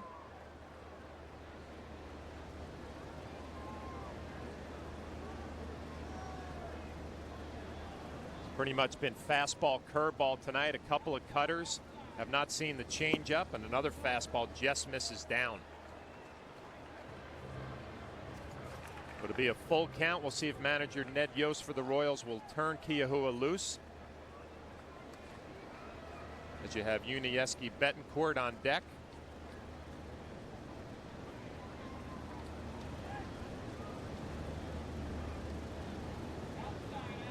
Kiahua is running, and it's a fastball lifted down the left field line. Brett Gardner settling underneath it for an easy play here, the 2nd out in the 4th inning.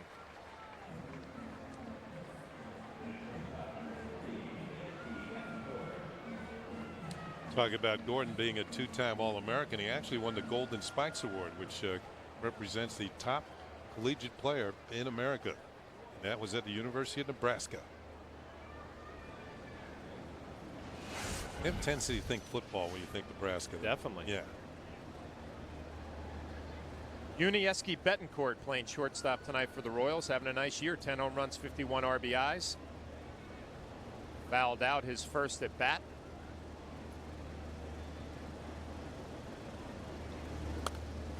First pitch swinging against Phil Hughes, and that is nothing new for Betancourt. Walks up to the plate. He is ready to turn it loose.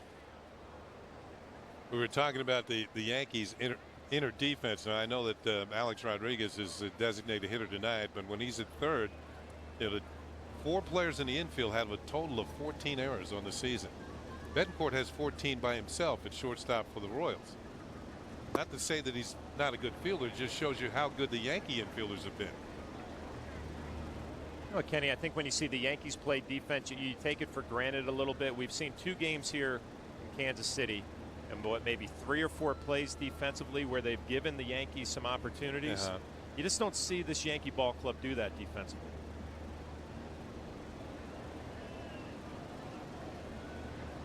Phil Hughes ahead in the count, 0-2 with 2 outs here in the bottom of the 4th. Betancourt calls timeout.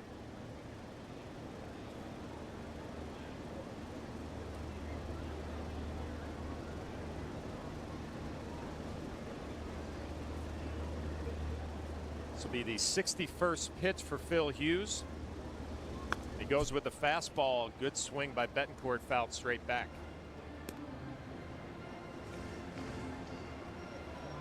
See Phil Hughes shaking his head a little bit, was not happy with the location on that 0-2 fastball.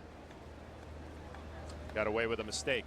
They're talking about the Yankees inner defense with first base coach and infield instructor Mick Kelleher today before the game. I had a nice interview with him. It's going to be on batting practice today before tomorrow's game at 1 o'clock.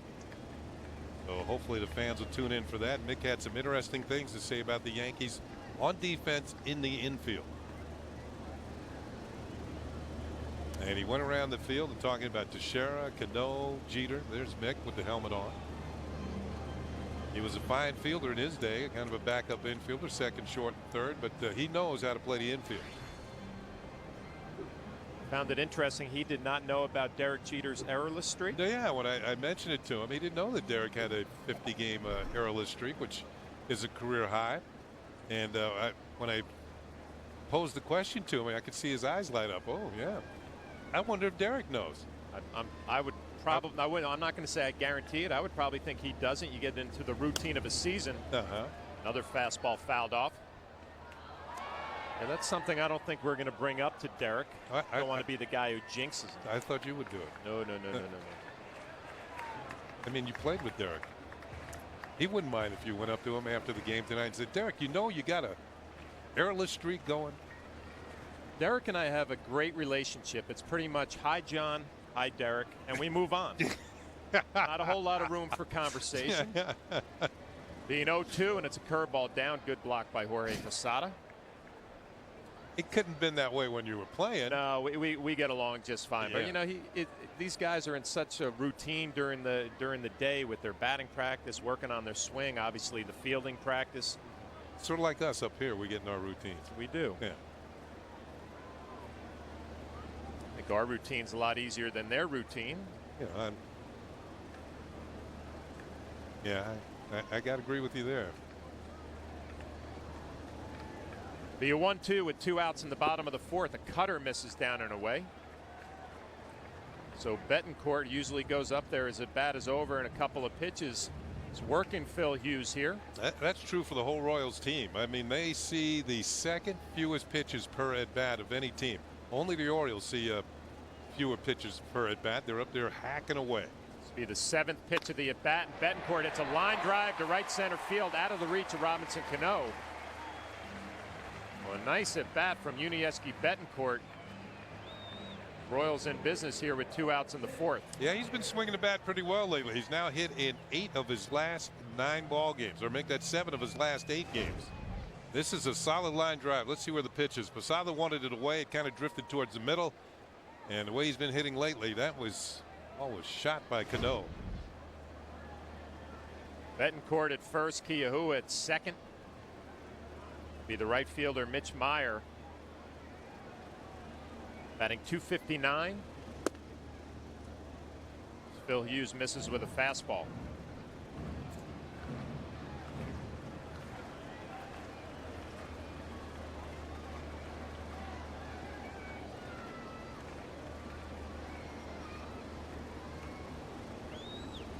A good curveball for strike 1. That's a good pitch in more ways than one. It was well located and an off-speed pitch when a hitter's in a fastball count. Osala sets up outside and he hits the glove. Goes with a little cutter inside. Another good pitch from Phil Hughes, ahead in the count 1-2.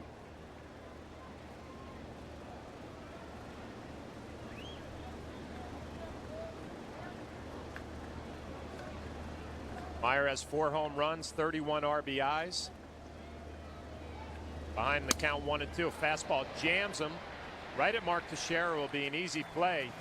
So Phil Hughes, who gave up a leadoff hit in an inning and another hit to Betancourt, works his way out of trouble. Pepsi Max, please. Good song. Great song. So Pepsi Max has 0 calories, huh? Yep. How many calories? 0. 0? 0. What are you doing? YouTube. Oh.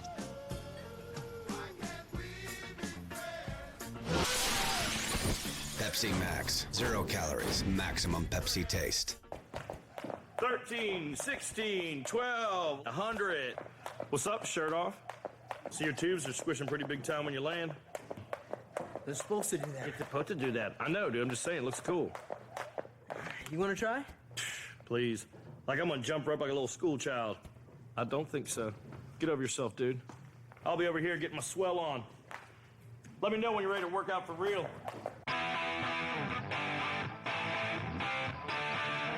In every friendly little competition, Right behind you. there's a winner and a loser. A runner-up, second best, the one who fell a bit short. Thank you. Our friends at BMW know exactly how this feels.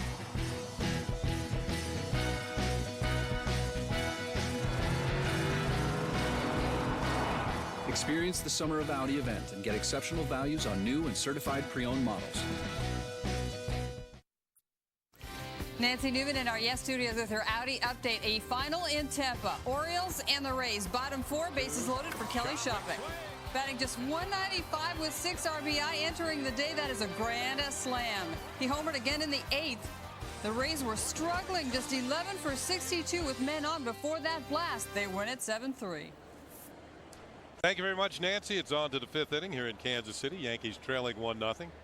Sean O'Sullivan on the mound for the Kansas City Royals. He has thrown 73 pitches through 4 innings. He'll get Brett Gardner here. Gardner will lead it off for the Yankees. He was a strikeout victim in the 2nd inning.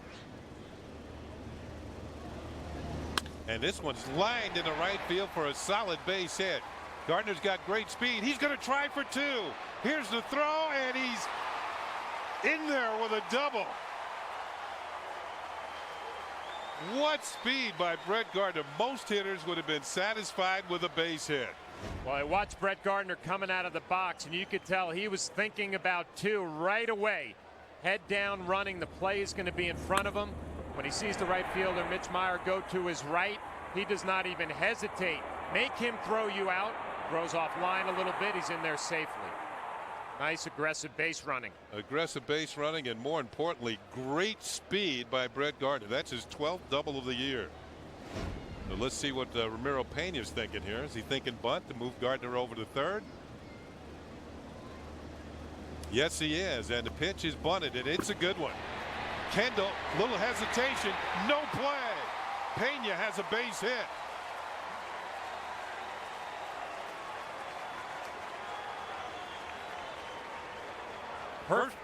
Perfect execution by Ramiro Pena here. Bat head out front. He deadens the baseball, and it's in the perfect spot between Jason Kendall and Wilson Betemit. And if you're Betemit, you have to take charge. Coming in, this is a tougher play for Kendall. Looked like they were both caught in between. Nobody called it. Betemit on the grass expecting the bunt. You have to charge hard and take charge of that play. He hesitates, and Pena is safe with an infield bunt base hit. So now the Yankees have runners on the corners with nobody out, and Derek Jeter will come to the plate. Jeter is 1 for 2. His last at bat, he had his 151st career hit against the Royals, and he has at least 150 hits against 11 American League teams in his career.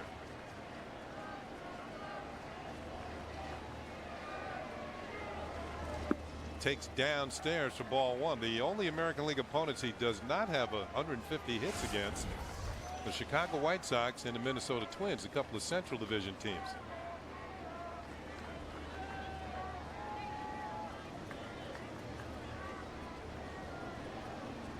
Best opportunity yet for the Yankees in the ball game tonight. First and third, nobody out. And a toss over to first to check on Pena. I tell you, Pena's proven to be more and more valuable. Play three positions. Each and every time it seems that Joe Girardi wants him to lay down a bunt, he can get it down. And this time he gets a bonus with a base hit. Yeah, runs well, can steal a base for you. But the little things when you're a bench player, Kenny, you have to be able to execute. They're looking for a sacrifice bunt and picked up a base hit. Pitch to Jeter, hit towards short. Betancourt flips to Getz on the first to Butler for his double play. On the play, Gardner will score, and it's a 1-1 game. No run batted in for Derek Jeter on the DP. You can see that Derek's a little frustrated, but he hits this ball hard. You're Sean O'Sullivan. You will trade that run for 2 outs. It's in on his hands a little bit, still centered it, hit it hard. Betancourt, an easy play going to his left, gets the turn. Tie ball game. So now 2 outs and nobody on as Jeter heads back to the bench, and Nick Swisher will come to the plate. Swisher flied out to deep right field, sent Mitch Meyer up against the bullpen fence where he made the catch, and then he drew a walk, so he's 0 for 1. Off-speed pitch off the end of the bat is going to loop into center field for a base hit. So Swisher with a 2-out single, the 3rd hit of the inning for the Yankees, and their 5th of the game.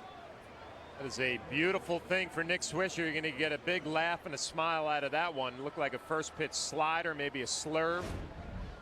Looked like Nick was a little bit, I don't know if he got jammed or off the end of the bat, but didn't center it. Just a looping line drive into right field for a base hit.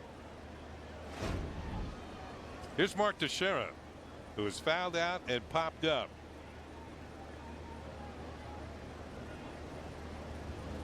Pitch is hit high in the air to deep right center field. Blanco going back. He turns and makes the catch for the out. And once again, Teixeira just missed one. Well, the Yankees pick up a runner here in the 5th. It's 1-1 game. Could switching to Geico really save you 15% or more on car insurance? Was Abe Lincoln honest? Does this dress make my backside look big? Perhaps it. Could switching to Geico really save you 15% or more on car insurance? Is having a snowball fight with pitching great Randy Johnson a bad idea? Yeah, I'm thinking maybe this was a bad idea. It's Sunday afternoon. Time for football on Verizon Fios. The NFL in 100% fiber optic HD quality. That's a good start. But what's this? I can check my fantasy stats without changing the channel and get an alert anytime my team enters the red zone, and then watch every red zone play on NFL Red Zone. Watch out, Couch. You've got competition as Daddy's favorite. It's time for Fios. Visit Verizon.com/Fios. Easy is a key that you don't have to turn. Easy is a lift gate that doesn't require lifting. Easy is turning room for 4 into room for 7. Easy is a rear view in front of you. The engineers at GMC designed the 2010 Acadia to make it easy. Good news, it worked. It's the GMC Summer Event. Get the best of the remaining 2010s and get an Acadia with 0% APR for 60 months or $2,000 cash back at your Tri-State Buick GMC dealer. With today's active lifestyles, it's hard to be home for every inning. Now you can catch live Yes Network Yankees games on your laptop for less than your morning cup of coffee. For just $34.95, you'll get the remaining season of live Yankees games wherever your busy day may take you. If you're a Time Warner Cable customer who watches Yes, go to YesNetwork.com for more details and sign up today. Hey fans, tomorrow after the game, catch an all-new WB Mason Presents a Joe Girardi show as the skipper breaks down this week's road trip against the Rangers and the Royals, and he answers your questions about the week that was. It's the Joe Girardi show, all new tomorrow at 6 o'clock, only on Yes. Here we are in the bottom of the 5th inning. Number 9 hitter Chris Getz takes a fastball into dirt for ball 1. About ready to save. Getz is a good punter. He's got great speed. That was the 70th pitch of the night for Phil Hughes. 48 of them have been strikes. Gets one of those players trying to earn a job for next year with the Royals. Takes a pitch for a call strike, and it's 1-1. Got great speed. He's got 11 stolen bases in 13 attempts. His problem is getting on base. Bouncing ball for Teixeira. And he's going to step on first for out number 1 here in the bottom of the 5th inning. Nice job by Phil Hughes getting in there and keeping the speed off the bases. Will make your inning a lot easier. Well, he's going to have to deal with another speedy hitter here. Gregor Blanco. Young man from Venezuela. Hometown is Cua. C-U-A.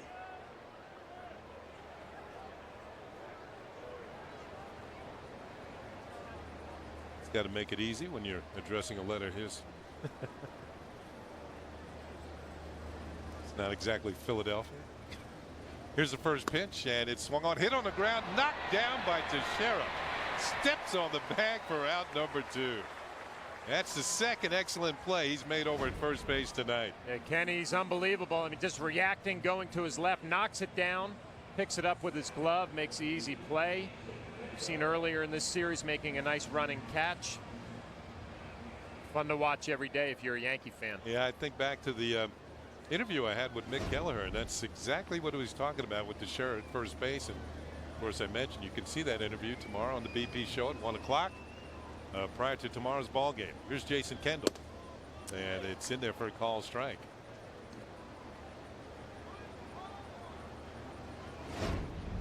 Again, first base, third base, just reaction positions. Lays out, knocks it down, picks it up.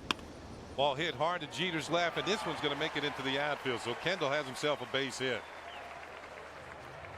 2-out single for the veteran catcher. The Royals doing a nice job extending some of these innings against Phil Hughes. He gets a couple outs, can't finish off the inning. Jason Kendall, a nice shot right back up the middle. And with 2 outs, that's going to bring up the number 3 hitter, Billy Butler.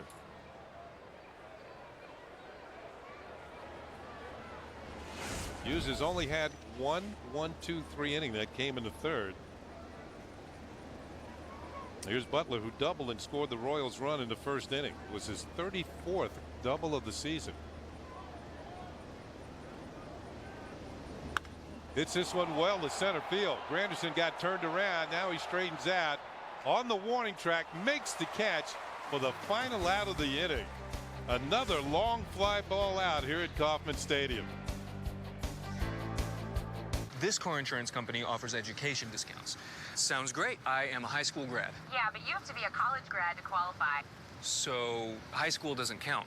Not to us. Rates should be based on how well you drive, not how well you're educated. Cure Auto Insurance. Attention homeowners. We know it's tough out there. And while America's homeowners are facing more challenges than ever before, the national... Diabetes scared me to death.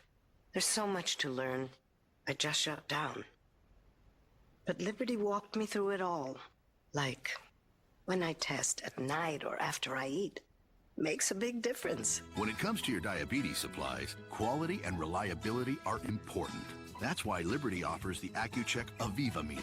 And it's the only meter and strip combination manufactured in the USA. If you're over 65, have diabetes, and are on Medicare, call now and we'll send you a free meter. It offers alternate site testing, so you can test on your arm. No more pricking your fingers, so it's less painful. It makes a big difference. And to make it even less painful, the cost of your diabetes testing supplies may be covered by Medicare. Join over 1 million others who have chosen Liberty Medical. Call now and receive a free Accu-Check Aviva meter. Plus, for a limited time, get a free cookbook when you join. Call 1-800-273-9135. 1-800-273-9135.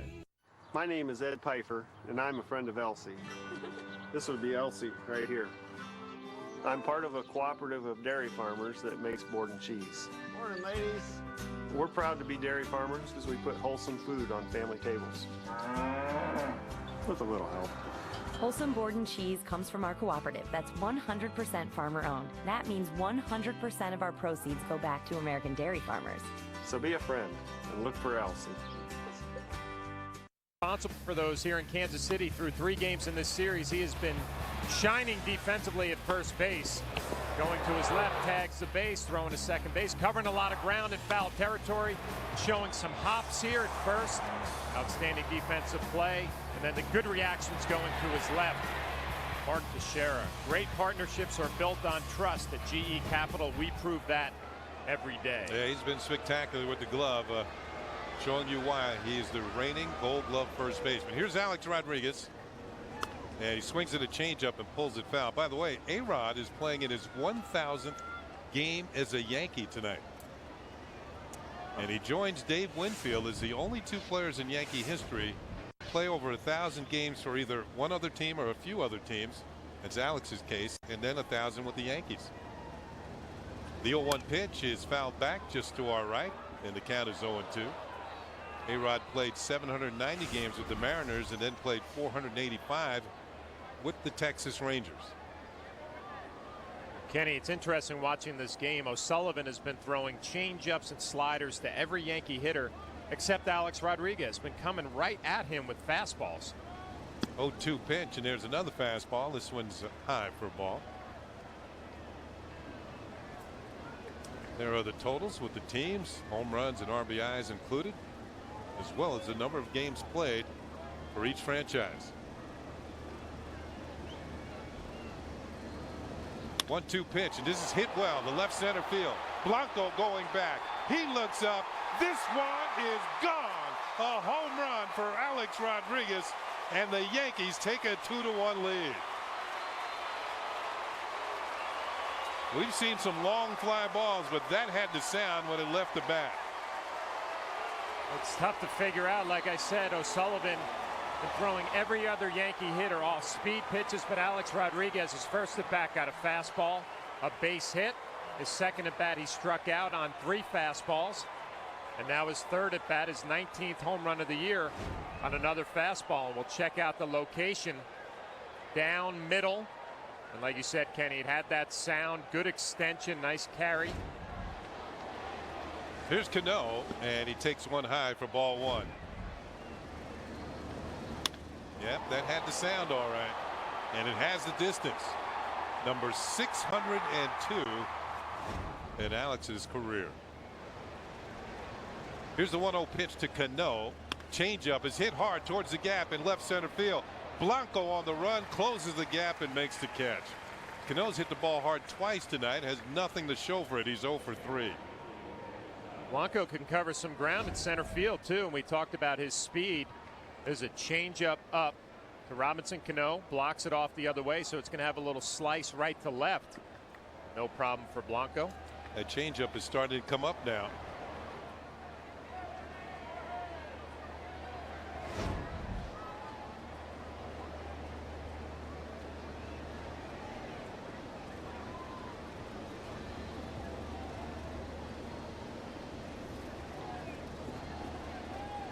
Here's Posada, who has walked and flied to center, and a breaking ball drops in for a call strike.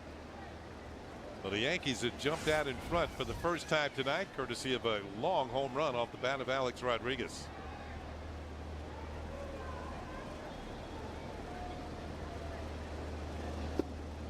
There's a call strike. And for Arod, I believe that was his 42nd career home run against the Royals. Yep, number 42. Posada takes a changeup down low, 412 feet. It was headed for the Fountains.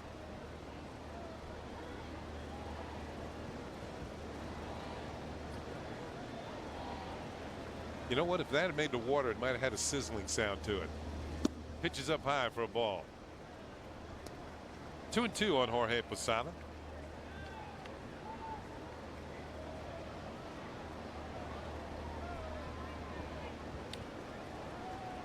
Tonight, Arod serving as the designated hitter, but that's the usual left side of the infield.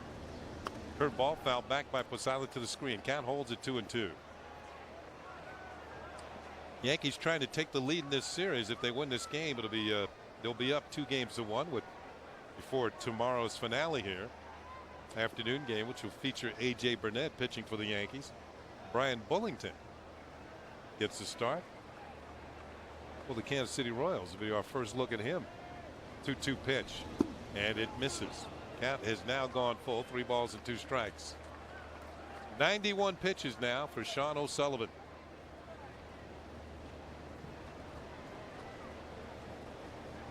I tell you, the fans are still buzzing after that home run.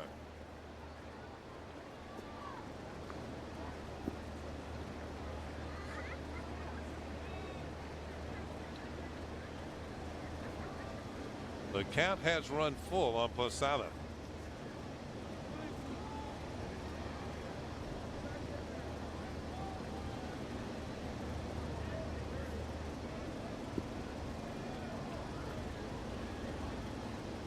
O'Sullivan nearing 100 pitches. And the Royals have the bullpen going.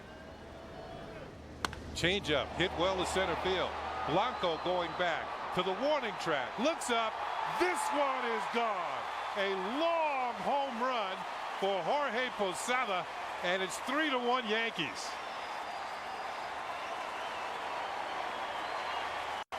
To straightaway center, it is 410 feet here, and that was well by the 410 sign. Kenny, you got to be a real man to go deep to center field here in Kansas City. And Arod is impressed. If you watch Jorge Posada after he hits this home run or makes contact, he knows he hit it well. Take a look at the pitch.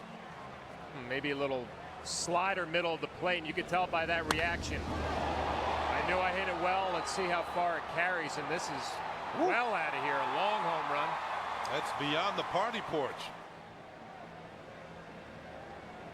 Now this is the ballpark where Posada hit his first major league home run, and A-Rod's reaction is, wow, I thought I hit a good one.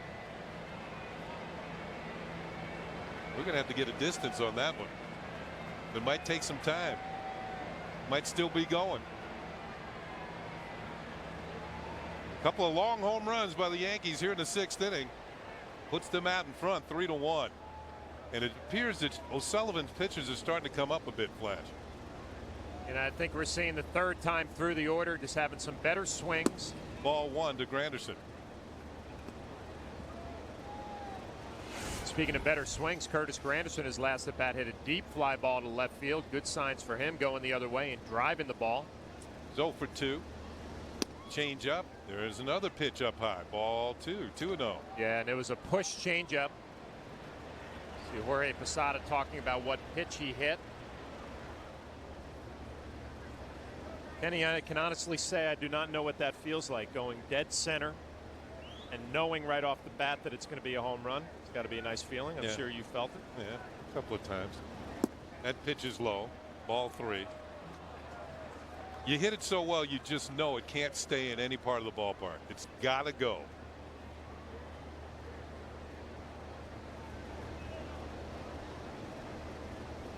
.30 pitch, and there's a call strike. By the way, we got the measurement on Posada's home run. 421 feet. Pretty much dead center field on a 3-2 pitch. Yeah, it's impressive. Yeah, it is. 3-1 pitch to Granderson. He drives one to deep right field. This one is gone. The 3rd home run of the inning for the Yankees, and they now lead it 4-1. Number 11 on the season for Granderson. Curtis Granderson has 3 hits off of Sean O'Sullivan. All 3 are home runs. And there was no doubt about this one for Curtis. He's been working on some new swing mechanics. That's got to feel good right there. Home run number 11. No doubt about it right off the bat. Nice extension, nice and quick. This one goes a long way. Yeah, that's not a cheapie either. 3 long home runs by the Yankees here in the 6th, and Sean O'Sullivan is done for the night after this ball lands.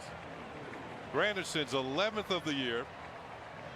And we have a new pitcher coming out of the bullpen for the Kansas City Royals. It's the end of the model year, and Nissan's laying it all on the line with bottom line offers on quality, safety, and value. Nissan's bottom line sales event. Lease Altima, just $199. Or Rogue, also just $199. See your Tri-State Nissan dealer. Hurry, this event ends soon. And that's the bottom line. If you were a candy man with eyes made of gumdrops, a heart filled with marzipan, then I'd tell you so soft that I wouldn't share, 'cause no one can have you. Easy. Good news. Well, this call to the bullpen brought to you by AT&T. Rethink possible. Curtis Granderson with the home run that knocked Sean O'Sullivan out of the ball game, and left-hander Dusty Hughes will come on. Jorge Posada also had something to do with it, as did Alex Rodriguez. 3 home runs for the Yankees here in the 6th. Hughes his first pitch, and Gardner tries to lay down a bunt. Kendall doesn't see it, and the ball falls behind him, untouched. We saw Kendall have a problem with a pop-up last night where he just dropped it. Right here, Brett Gardner tries to lay down a bunt, pops it up, and Kendall can't see it. Takes the mask off. By that time, it's too late. Got kind of a high sky going right now here in Kansas City. Jason Kendall could not pick up the pop-up. The left-hander Hughes on the mound, and that pitch is outside for a ball. So we got a left-hander named Hughes pitching for the Royals, and a right-hander named Hughes pitching for the Yankees. This Hughes, Dusty Hughes, his last outing was 8 days ago in Seattle. He hadn't been on the mound in a while. There's pitches outside. 2 balls and a strike. By the way, that's the 4th time this year the Yankees have hit back-to-back home runs. The last time they did it was at Yankee Stadium against the Kansas City Royals. Mark Teixeira and Jorge Posada went back-to-back. Off-speed pitch, should say sidearm delivery. It's in there for a strike. 2-2.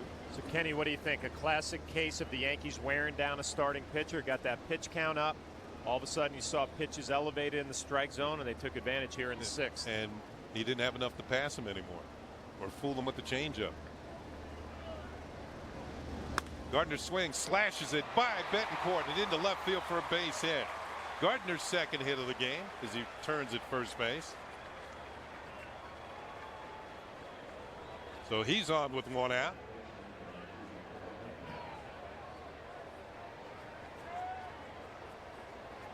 And the switch hitting Ramiro Pena will now hit right-handed against Dusty Hughes. Yeah, they've got the biggest differential in the league in home runs hit and allowed.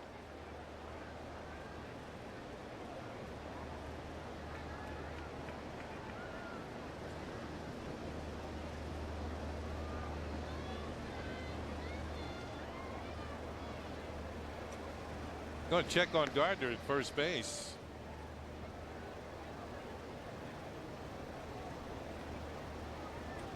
Pena has a single in 2 at-bats. Struck out the other time. The Yankees have turned on the power here in Kansas City in the 6th inning. That ball hits Gardner, and it almost got away.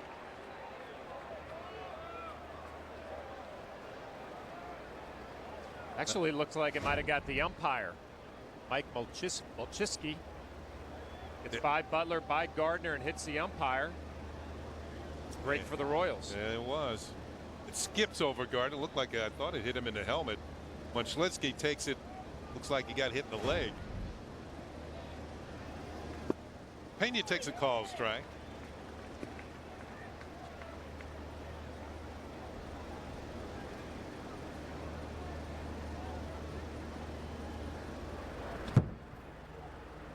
That missed the target. That's Phil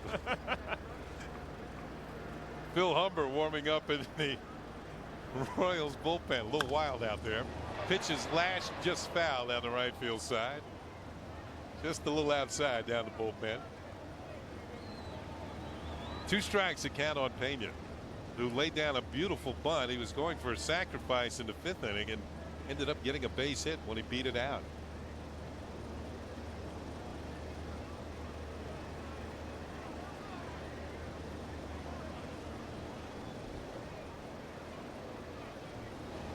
outside for ball one. 1 ball and 2 strikes.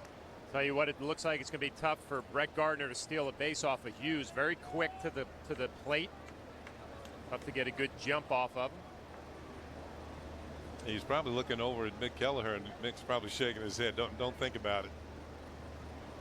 You're going to have to guess right. Go on first move. Off-speed pitch popped up down the right field line. Long run for Meyer, and he's not going to get there. It's going to fall in foul territory. Hughes definitely has got a slide step, and that's what they're probably talking over right now. A slide step, quick to the plate.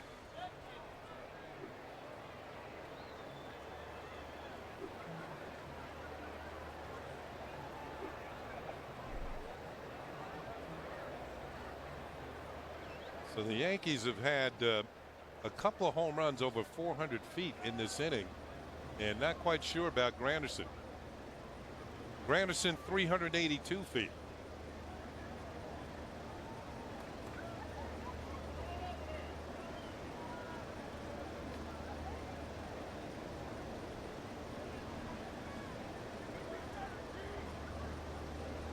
Toss over the first to check on Gardner.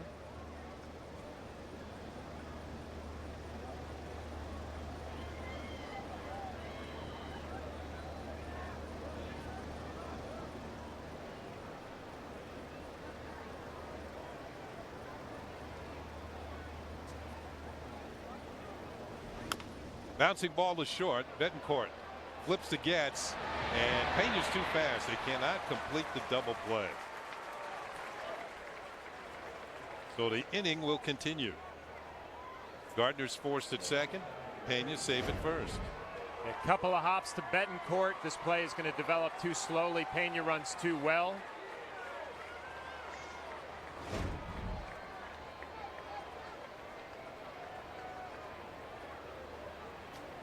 Two outs and a man on. The Yankees with 3 runs in on 3 solo home runs here in the 6th inning.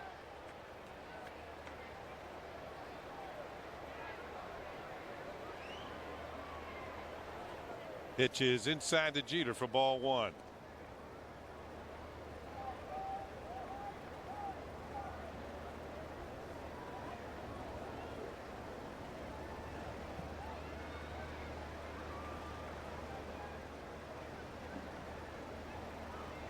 Another check on Ramiro. He hasn't been caught stealing this year. He's 5-0.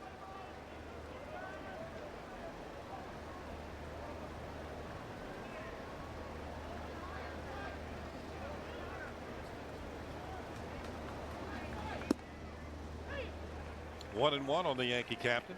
Well, we talked about Hughes so quick to home plate, tough to run on him. Not a bad spot if you're Ramiro Pena. Take a chance, try to get yourself in a scoring position. If you get thrown out, no big deal. Derek Jeter will lead off the 7th. Hughes so quick down the hill.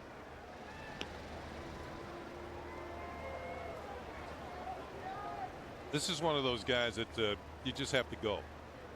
And hopefully if they throw the first, there's some sort of miscue and they can't get you at second. Butler now become an everyday first baseman, but he hasn't been over there all that long.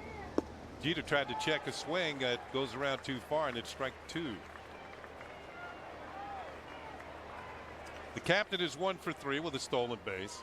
Had a single in the 3rd inning.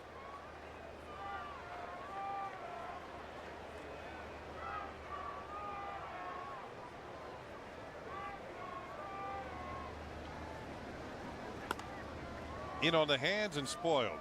Foul ball down the right field side. Kind of an emergency swing by Derek. You can see Hughes has a fastball that's getting up on Derek Jeter. Has to fight it off. I think it's a combination of that slide step down the mound and a little velocity with the fastball. Derek's behind on it.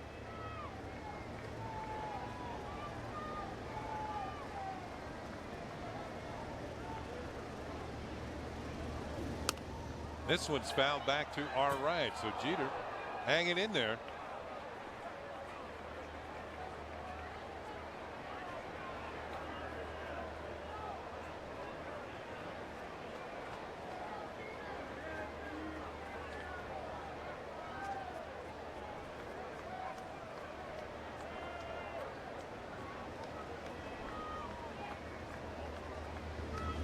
That time he goes with the changeup and misses.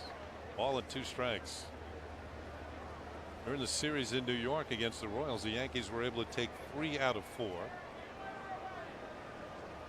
Win tonight would put them in position to have the same record here in Kansas City in a 4-game series. The only 2 times these teams will meet this year. Each time a 4-game series. Another throw to first. Pena's back.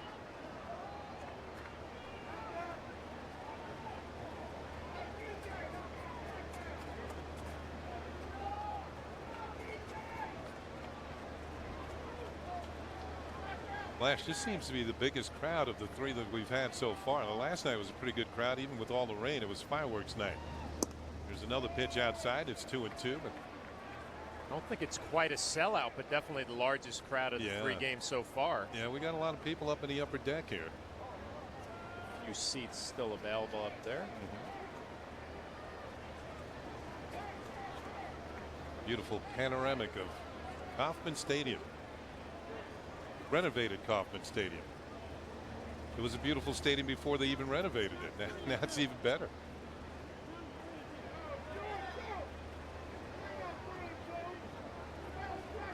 Tonight they had 1980 American League champion coaster set giveaway tonight. We mentioned they had a lot of the 1980 ball club here. Several of the star players.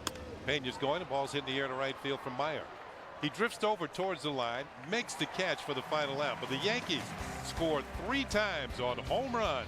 Arod with his 19th. Posada with his 13th. Granderson with his 11th. 1,215 feet of home runs for the Yankees. Quite a half moon here in Kansas City. Wilson Beteme's going to lead it off. Takes a fastball from Phil Hughes. Upstairs for ball 1. Beteme's had himself a good night. He's 2 for 2. He's had a good series. Got 5 hits in this series. He drove in the Kansas City run in the first inning. Fouls this one off to the left. See what Phil Hughes can do here in the bottom of the 6th inning. Yankees getting him 3 runs on those 3 home runs. Love to have a shutdown inning, get right back in the dugout.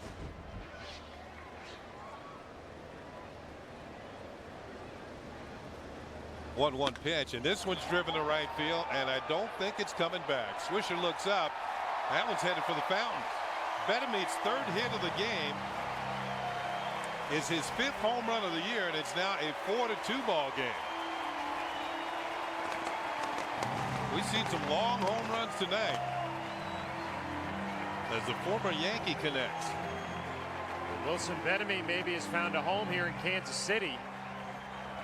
5th home run of the year, and Phil Hughes will not have that shutdown inning as that fastball drifts back over the middle of the plate. Ball is carrying better here once his game is starting to go on. That's right where Kim Jones was standing before, Kenny. And just beyond Kim. I told her she should have taken a glove out there. Here's Ka'ahua. And he is 0 for 2.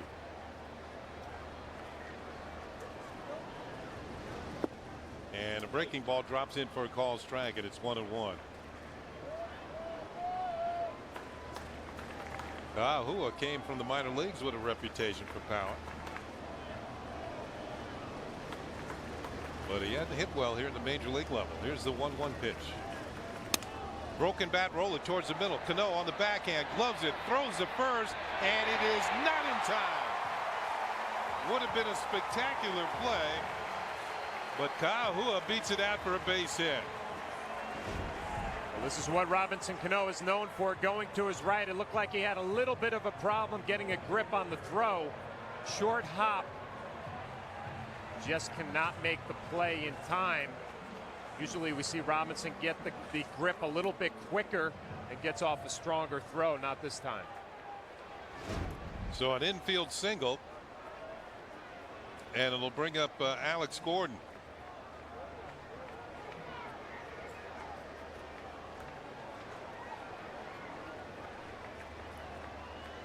Gordon is 0 for 2. He's grounded out and flying out. First pitch is high for ball 1. It's time for the Coors Light freeze cam on that play at first base. Well, it's a nice pick by Mark Teixeira. You can see just the play is just a little bit late on our Coors Light freeze cam.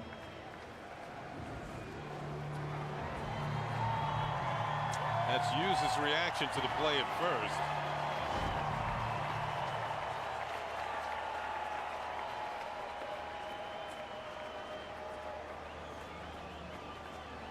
Royals trying to rally here in the 6th inning. Gordon takes a call strike from Hughes and evens the count of the ball and a strike. Phil still has plenty on the fastball, 95 miles an hour right there, just missing location a little bit. A huge inning right here, Kenny. You know, you get a couple of runs, you get a lead. All of a sudden you give up a home run, an infield base hit. You got to stop the bleeding. Little blooper over Pena's head. Gardner won't get it. It's going to drop in for a base hit. So Hughes makes a good pitch, but still gives up a hit to Gordon, and it's 2 on and nobody out. Well, you can see the look of frustration on Phil Hughes' face. An infield hit, and now Gordon just blocks one off. He gets jammed. He flips it the other way. Just perfect placement. So a long home run, an infield hit, and then a block off base hit the other way. The Royals have something going here in the 6th. Third base coach Eddie Rodriguez giving the signs now as Yuniesky Betancourt comes to the plate with 2 on and nobody out. Let's see how the Royals want to play it. Are they thinking sacrifice bunt? We'll find out manager Ned Yost's decision in just a second here. Pena's in on the grass, so is Teixeira at first and third. Breaking ball is hit high in the air down the left field line. No sign of a bunt there. Well, this is a foul ball. Kenny, here's a situation. You can use Betancourt's aggressiveness against him. If you make an off-speed pitch down and away, might be able to give yourself a ground ball, possibility of a double play. You know Betancourt wants to go up there swinging the bat. His job at Chamberlain starting to get loose. Phil Hughes does not pick up a strikeout here tonight. And he's walked 1.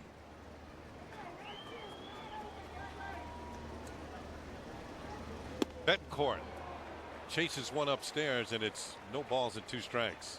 You see he's shaking his head, but that's his reputation. He will swing it when he walks up to the plate. You're Phil Hughes and Jorge Posada right in here. You got to pick up a strikeout. Do not throw this pitch anywhere around the strike zone.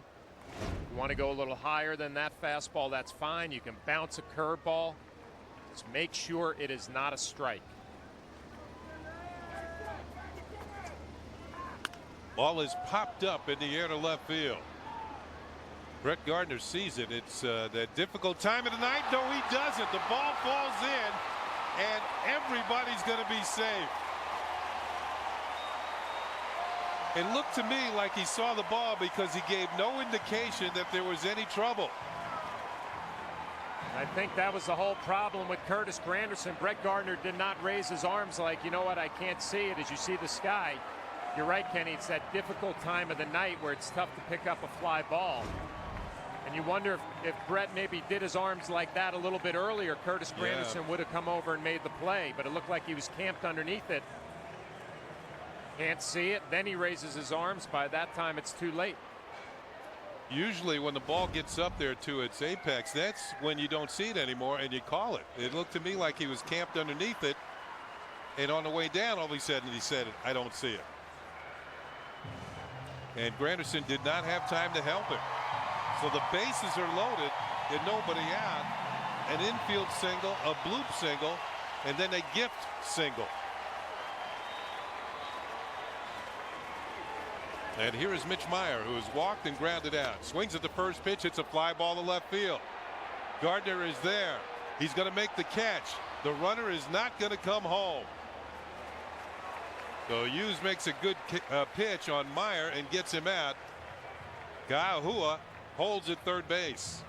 Well, maybe the reputation is starting to spread around the league about Brett Gardner, that he can throw. The 9 assists this year. There's a bad at bat from Meyer. Just gets underneath a fastball, not deep enough to left field. See Brett Gardner, he sees this one, does a nice job behind the baseball, gets some momentum going towards home, and it was offline. Now Phil Hughes, you start thinking about getting greedy. A ground ball, possibility of a double play. You can get out of here. Yeah, the only problem is Chris Getz really has speed. He'll be tough to double. First pitch bounced foul out of third base side. I think this young man has the speed to rival Brett Gardner.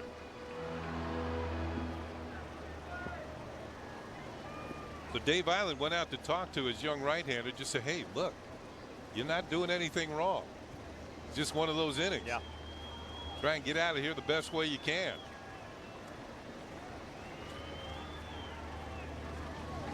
Another foul ball off the bat of Getz, and it's 0-2. But like you said, Kenny Getz runs so well. Now you got to start thinking about a strikeout if you can. Haven't really seen Phil bounce that breaking ball tonight. You got to have some confidence in Jorge Posada to do it here.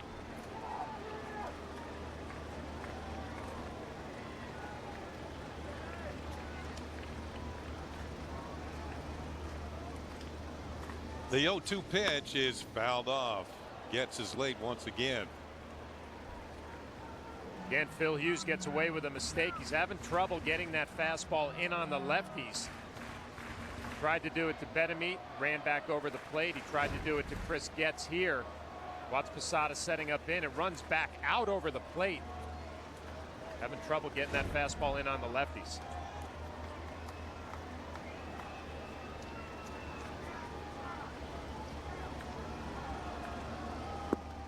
Tried to get it in there and missed. And it's a ball and 2 strikes.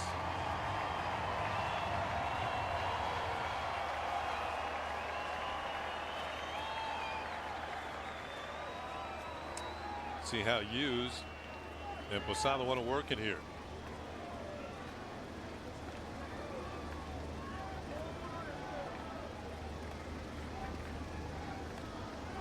One-two pitch hit on the ground slowly to first base. Teixeira has only one play, steps on the bag for the second out. Kyle Hua scores, and it's now a 4-3 ball game.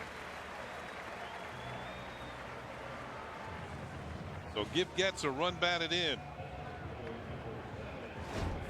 Phil Hughes does a nice job making sure he gets this fastball inside on Getz. A nice little adjustment.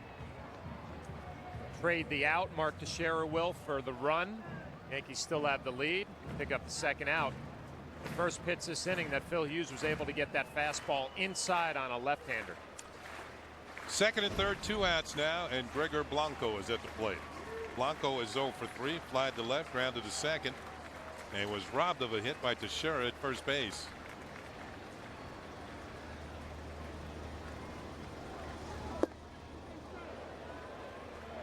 Inside, ball 1. Blanco did a pretty good acting job there.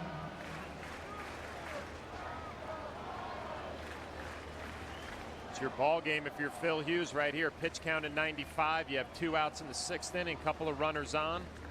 Got to find a way to get this final out. Ball 2. 2 balls and no strikes. I believe this will be his last batter. Java Chamberlain looks like he's ready to go. Phil Hughes missing with a couple of fastballs has Joe Girardi concerned. Royals have picked up 2 runs on 4 hits here in the 6th. There's a called strike, and it's 2-1.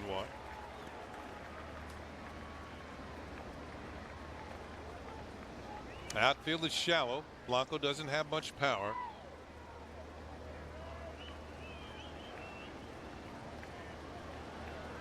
And you saw Gordon at third and Betancourt at second.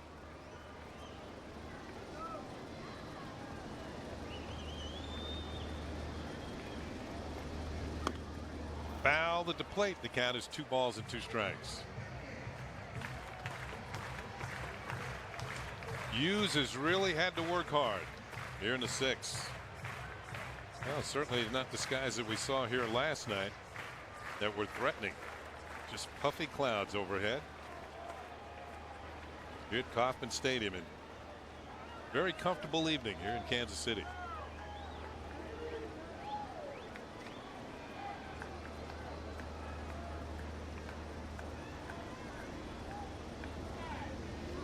Pitch is hit. Teixeira comes up with it on a short hop, steps on the bag, and that's going to do it for the Royals here in the 6th inning. But they get back in the ball game. They score a couple of runs. We played 6 full innings here at Kauffman Stadium, and the Yankees have a 4-3 lead. The 2009 New York Yankees are world champions. Come out to Yankee Stadium in 2010 to see the 27-time world champion New York Yankees in action. Don't miss Banner Day on Sunday, August 22nd, when the Yankees play the Mariners. The first 18,000 fans, 14 and younger, will receive a Yankees banner courtesy of Sharp Electronics. In 2010, come home to Yankee Stadium, the home of champions. Antiques can be nice, but you wouldn't want an antique computer, or an antique TV, or an antique remote control. So why are you still using an antique cable network created in 1948 for your 2010 TV? It's time to hook your TV up to 100% fiber optics. It's time for Fios. Visit Verizon.com/Fios. Unlike other vehicles in its class, the 7-passenger 300-horsepower MDX comes with Acura's patented super handling all-wheel drive. With the available Advance package, the MDX also features a unique multi-angle widescreen rear-view camera, because performance shouldn't be limited to just going forward. The restyled Acura MDX. Discover it in a test drive. For attractive summer lease rates on the 2010 Acura MDX, visit your local dealer today. Tomorrow, the most important thing, obviously, in television is to have good hair. Go behind the scenes of a Yes Network broadcast. Plus, they're going to get tired now. The Yankees strength and conditioning coach puts the players through the paces. Push. It's an all-new Yankees on Deck presented by Tops Attacks. Tomorrow at noon, only on Yes. Time for another look at tonight's Toyota Text poll. Once again, the question: which of the stadium's unique landmarks would you most like to see in person? Let's see how you voted. The fountains here at Kauffman Stadium got 20%. The Green Monster at Fenway Park got 23%. The Ivy at Wrigley Field got 34%. And the Ray Tank, that surprised you? Got 23%. Very surprising. Well, the Ivy at Wrigley Field is the winner, but you can't go there in April because it's not grown out yet. 4-3 Yankees winning on our Verizon Wireless scoreboard.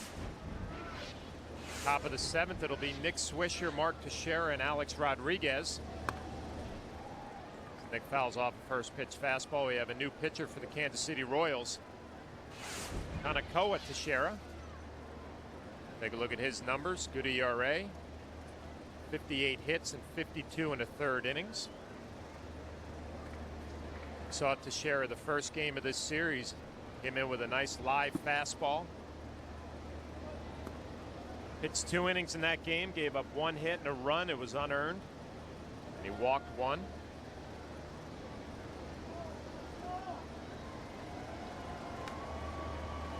The 1-1 to Nick Swisher looked like a cutter that missed. Well, that information about the back-to-back home runs by the Yankees said it was on July 24th. It has been corrected by the PR director. It was actually July 16th against Tampa Bay. And Cano and Posada turned the trick. Check swing by Nick Swisher. Third base umpire Ed Hickok said that he went around. That's close. You don't agree, Kenny? That's close. You know, I always want the hitter to get another swing. Well, instead of the possibility of a 3-1 count, it's now 2-2 to Nick Swisher. Fouls off a fastball, breaks a bat. Now, Kenny, while we have a minute here, I want to send my best wishes to my brother Jay, who's a little under the weather back home in New York. So get well soon, buddy.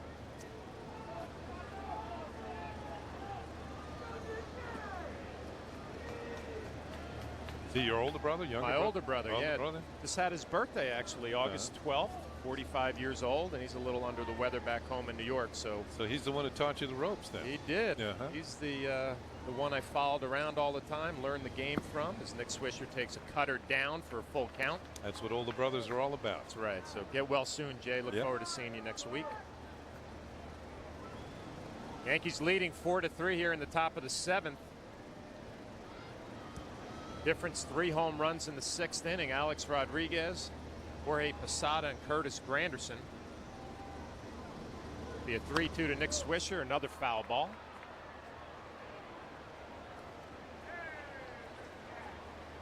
See, in my case, I was the older brother, and my younger brother Fred. It was just the 2 of us, and he said after he was born, my parents knew they finally got it right. How much younger? How many years? 5 years. 5 years. Yeah. We'll do it again at 3-2. Ground ball to Betancourt at short. Easy throw across the diamond for 1 out here in the 7th inning. Hey fans, if you're traveling this season, take the Yankees with you. Subscribe to MLB TV today to see every Yankees game live or on demand or on your computer. Visit Yankees.com to order and get more details. MLB.TV is baseball everywhere. Well, this series has featured a Hughes on each side, a Teixeira on each side, and a Wood on each side. Teixeira against Teixeira. Kanakoa takes advantage of a first pitch fastball. Mark 0 for 3. Foul out, pop up, and a fly out. He's been all around it. He's had some good swings tonight. There's a good swing as he slaps a base hit the other way.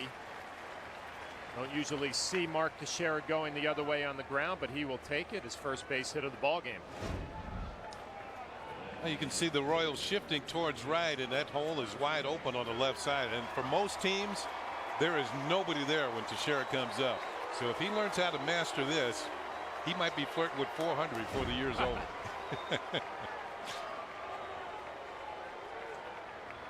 One down will bring up Alex Rodriguez, a designated hitter tonight, having a good night, 2 for 3.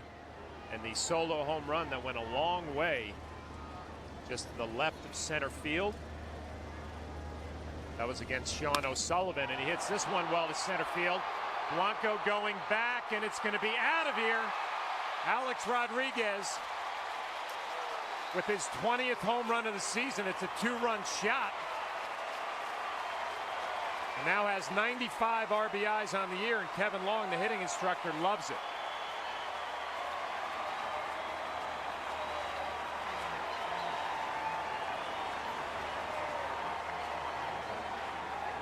Two long home runs off the bat of Alex Rodriguez, the 4th home run of the night for the Yankees, and they now lead 6-3. Let's see where the pitch was. Down and in. Oh, you can see him come through that ball and just drive it towards center field. Blanco's going to give up about right here. That is a long way away from home plate. Kevin Long, the hitting instructor, likes it. Kenny, I can't remember a swing I've seen Alex Rodriguez really sit on his back leg like that. Usually he gets his weight out front. As Robinson Cano drives one the other way to left center. Alex Gordon cuts it off, but has to dive. Robinson is going to cruise into second base for a double. A nice piece of hitting going the other way. Let's go back to the side swing and what you were talking about. Did he backleg this one? Looked like more like a golf swing. Watch him come up and under. Gets the foot down. More in the finish. You see that little lean back? Whoa, you're right. That's unusual for Alex, but it worked. Yeah, usually you see Alex when he gets a good swing, his kind of momentum and the weight is out in front of his body. There it was on his back leg. 2 impressive home runs to center field. Alex likes his designated hitter thing, Kenny. 3 hits tonight, a couple of home runs. Here's Posada, who hit a long one.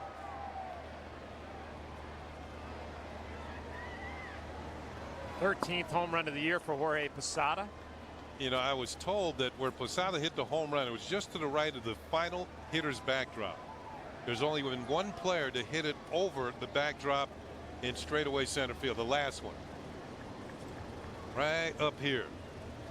and that was Josh Hamilton. It was measured at 440. So Posada just to the right of that at 421 his last time up.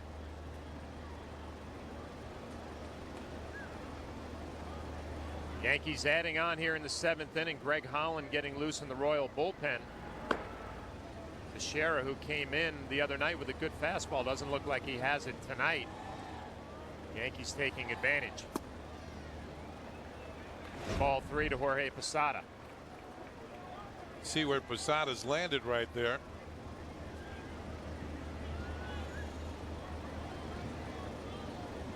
Jorge ahead in the count here, 3-0. We'll see if Joe Girardi gives him the green light.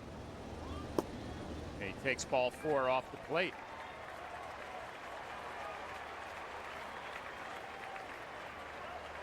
Kenny, there have been some long home runs hit here.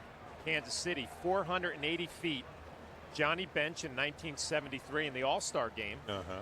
475 feet. Bo Jackson, September 1986. That was his first major league home run. Yeah, that was before the ballpark was renovated. I understand the one that Bo Jackson hit went out by that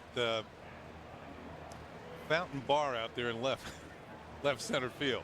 That's when it was a grassy knoll, and you can see it way out there. This copyrighted telecast was presented by the authority of the New York Yankees and may not be reproduced or retransmitted in any form, and the accounts and descriptions of this game may not be disseminated without the express written consent of the New York Yankees. So after a little discussion on the mound, Teixeira ready to get back to work. He'll face Curtis Granderson with 1 out. Robinson Cano at second, Jorge Posada at first. Another fastball that misses for ball 1. Curtis hit his 11th home run of the year in the 6th inning. And is seeing some positive results from some of those changes that he has made with his swing. Here in a nice RBI opportunity. And again, a fastball misses. Curtis, low man on the totem pole, only 382 feet.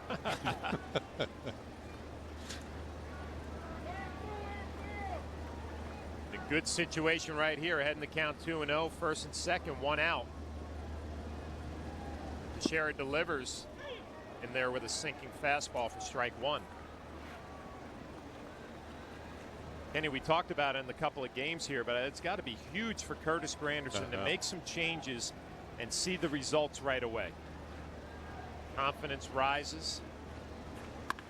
He hits this ball hard right at first base. Butler goes to second to Betancourt. That's the only out that they are going to get. And again, Curtis Granderson hitting a ball hard.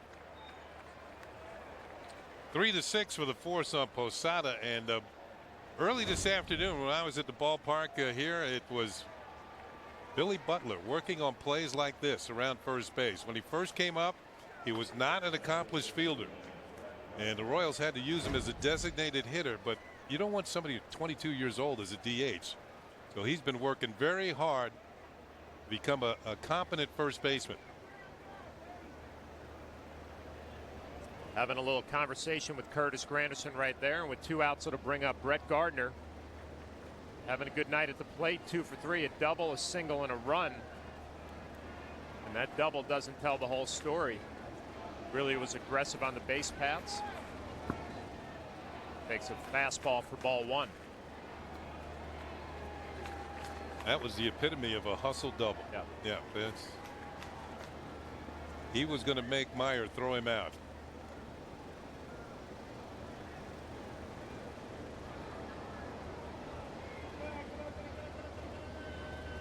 So again, another Yankee hitter ahead in the count. Brett Gardner, 1-0. Again, a sinking fastball that misses. As good as Teixeira looked in the first game of this series, it looks like he's having a little trouble with his command tonight.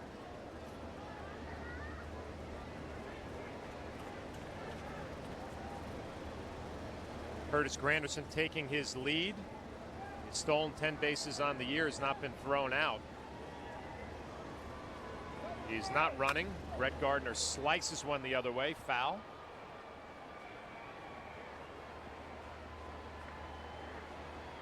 Alex Rodriguez, who hit that home run, the second of the game on the first pitch, was 419 feet. It is his 56th multi-home run game. Gave the Yankees a 6-3 lead as Teixeira throws over to first.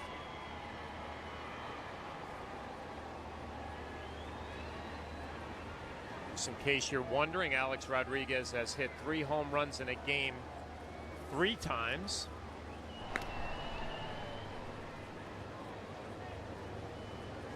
So he will have another at bat in this ball game with an opportunity to do that again.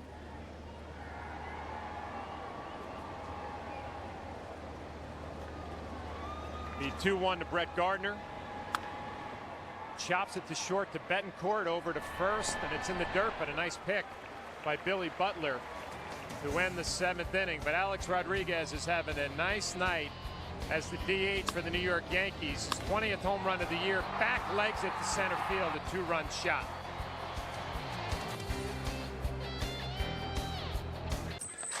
Look at you, kid. Steak, lobster, beautiful woman. How you doing? So, you gonna eat that?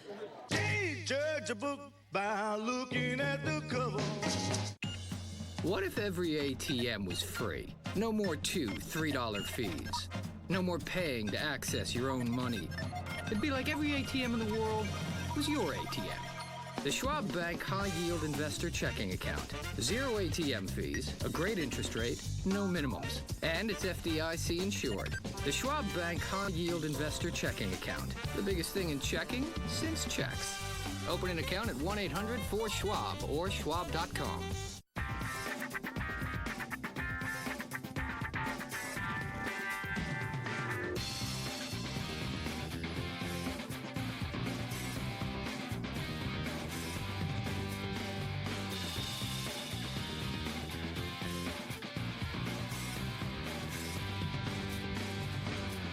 Now, current competitive lessees can get a 2010 Fusion for $149 a month. Just $149. Get your Tri-State Ford dealer. Nancy Newman in our Yes Studios. A final between the Twins and the A's. Let's take you to Minnesota. Top 9, Brian Dunsing trying to go the distance, getting Derek Barton to ground to Michael Kadire, who fields and flips to Dunsing, his first complete game of his career. Part of the Twins win, 2-0, a 3-hit shutout. Joe Mauer, 3 for 4 on the day. With the win, they keep the pressure on the White Sox, who are hosting Detroit, and currently Chicago up on the Tigers, 2-1 in the 9th. More on the postgame. Thank you very much, Nancy, and we'll see Nancy on the post game. And on that post game, catch Yankees on Deck, presented by Topps Attack. See Robinson Cano go from the baseball diamond to the boxing ring, and don't miss an all-new episode tomorrow at noon to get a behind-the-scenes look at the Yes Network studios. The Emmy Award-winning Yankees on Deck tonight after the post game, and an all-new tomorrow at noon only on Yes.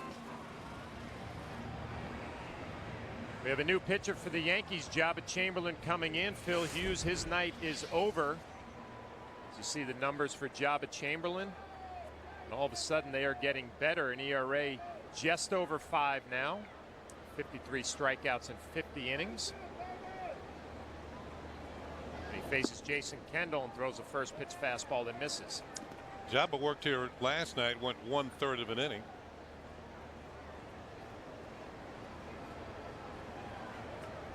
Kenny Phil Hughes, 99 pitches, 71 strikes over 6 innings. Gave up 9 hits. Did not strike out a batter tonight. It's the first time this year he hasn't struck anybody out. His previous low in a ball game was 2 strikeouts. Did that twice. Good fastball fouled off by Jason Kendall on our Verizon Wireless scoreboard. The Yankees now lead 6-3. 12 hits for the Yankees, 9 for the Royals. Yankees have been playing long ball tonight. Alex Rodriguez, 2 home runs. Jorge Posada, Curtis Granderson. Every Yankee has at least 1 hit. Everybody's in the party. The 1-2, another fastball hit to third base. Pena across the diamond. It's going to be a low throw, but Mark Teixeira, no problem, has had a great series in the field. Another nice play by the Yankee first baseman.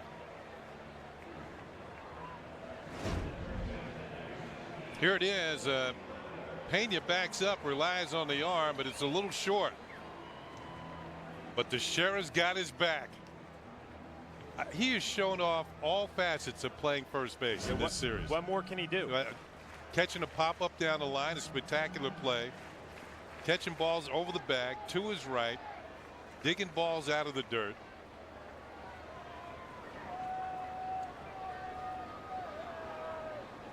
Balls up over his head, and jumping high to come down with it. Good first pitch slider to Billy Butler, the first baseman for the Kansas City Royals. Having a good night, 1 for 3, a double and a run. Actually hit a ball hard his last at bat to center field in the 5th inning.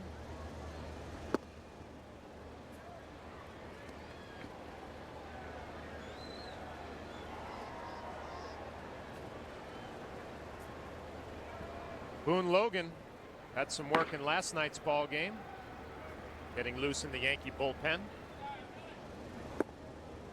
Jabba Chamberlain misses with a fastball.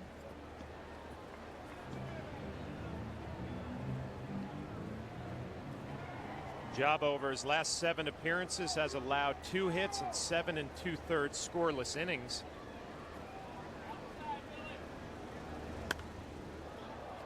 Billy Butler fouls off a slider. Maybe being taken out of the exclusive role of working in the 8th inning by Joe Girardi and Dave Island. Bit of a wake-up call for Jabba. His work has been much better lately in maybe less pressurized situations. You know, thinking back to that time too, I remember Dave Island saying we're going to work with Jabba in the bullpen, you know, before the game, see if we can get some things straightened out mechanically. Whatever work they had done, obviously it's paying off. 2-2. It's a fastball chopped. Pena's going to come in, see if he can make a play. A strong throw, and he does, to get Billy Butler. But Ramiro Pena gets a start at third base, makes a nice charging play. Well, Pena, known for his glove work, shows it off here. Gets him with a step and a half to go. Direction Jabba. Hey, okay, nice play. You know, we've seen Pena at second. We see him at short. And now we see him at third. And he turns into glove work at each one of those positions. Like you said, he can do things offensively. He's driven in quite a few runs for the number of hits. He can bunt. He can steal bases. He's almost perfect coming off the bench when you want to give somebody a day off. And he might be in it short tomorrow. Wilson Betemit takes a first pitch slider for a ball. Tomorrow, day game following a night game. Betemit having a nice night. Hit his 5th home run of the year, and that one went 401 feet, Kenny. So some impressive home runs tonight. Makes you want to grab a bat, huh, Flash? Run one of those 400-footers out of here. Yeah, not out of me. I went right down the line, about 335, and then they all counted the same. Yeah, that's right. Jabba Chamberlain looking to have a clean 7th inning here. A couple of ground balls to Ramiro Pena at third base. Always some Jabba Chamberlain fans, especially here in Kansas City. Jorge Posada's going to go out and have a little conversation, probably on pitch selection. Jabba grew up about 3 hours from here, Lincoln, Nebraska.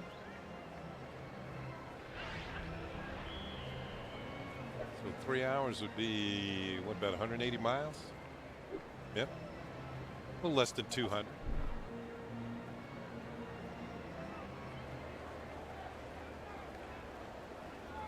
So whatever the conversation, looks like Jorge Posada and Jabba Chamberlain have it figured out.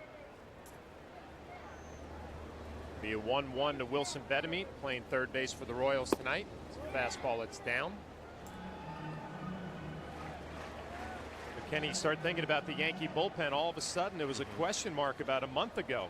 Now it seems to be one of the strengths of the ball club. You know, I think that over the course of a long year, you know, bullpen can go in a slump too. Yeah. 2-1 fouled off. Then all of a sudden the bullpen's like a team within a team, and they have each other's back. You know, somebody's struggling, you know, they try and help each other out. They talk things over.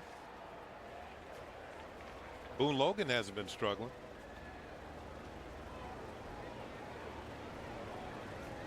Harry Wood has done a nice job. David Robertson has turned his year around. Jabba Chamberlain has been pitching well. He gets another ground ball. Easy play for Robinson Cano. So Jabba Chamberlain has an easy 1-2-3 inning here in the 7th. Ramiro Pena makes a couple of nice plays. Yankees still lead. The 14-piece fan feast at KFC. 14 original recipe or grilled drumsticks and thighs, 2 large mashed potatoes and gravy, large coleslaw, and 6 biscuits, just $19.99. Feed 6 for less than $3.50 each, with enough for leftovers. The 14-piece fan feast, just $19.99 at KFC. I'm Michael Kay, the host of Center Stage. Every guest that we have on, there's things that I want to ask them. Center Stage is a journey through people's lives, trying to find out how they got to the point of. And Posada downswing. Yeah. Georgie, it's for you. Hello? Didn't I tell you to stop chasing that high stuff? Dad?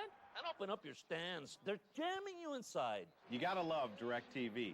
Georgie's dad never misses a pitch, all the way from Florida. And he gets the most games in HD. Follow your favorite team no matter where you live with MLB Extra Innings on DirecTV. Hello? Dad. He's amazing. He's stylish, modern, creative. Nate's ideas are easy to translate. I threw away my mom jeans because of him. She did.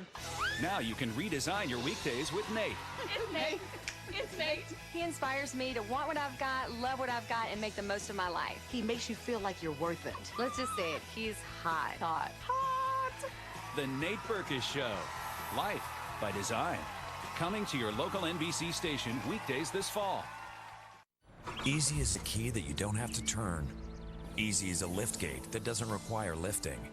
Easy is turning room for 4 into room for 7. Easy is a rear view in front of you. The engineers at GMC designed the 2010 Acadia to make it easy. Good news, it worked. It's the GMC Summer Event. Get the best of the remaining 2010s and get an Acadia with 0% APR for 60 months or $2,000 cash back at your Tri-State Buick GMC dealer. JaguarUSA.com for details. And by KFC. So good. Top of the 8th inning, Yankees leading 6-3. Ramiro Pena, who is 1 for 3 on the night, facing the new pitcher Greg Holland, and the first pitch is a line drive right back at Holland. Welcome to the ball game.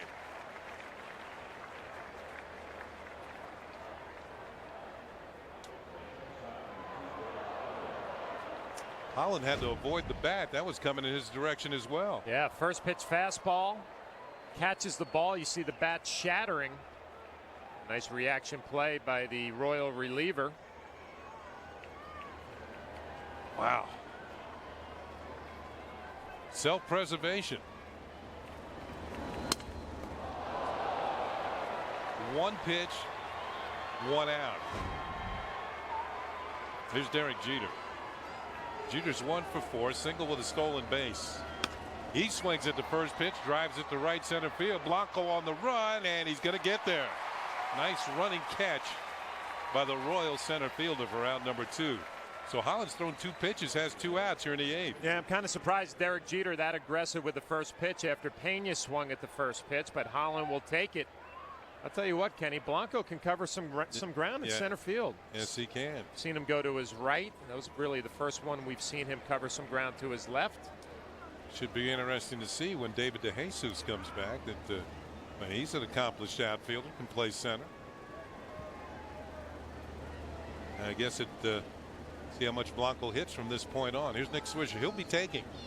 He does, and it's high for ball 1. It's almost an unwritten rule that the first 2 hitters go out on 2 pitches. You are forced to take the first pitch as the 3rd hitter in the inning. And isn't it amazing? Holland would have had a free strike right there, but he missed up with a fastball. Ball 2, 2 balls and no strike. And the pitcher knows that. Yeah, this drove me crazy as a catcher, Kenny. They just throw it right down the middle. You know he's not going to swing. Now he's ahead in the count 2-0. Gets a fastball he likes. He might turn it loose.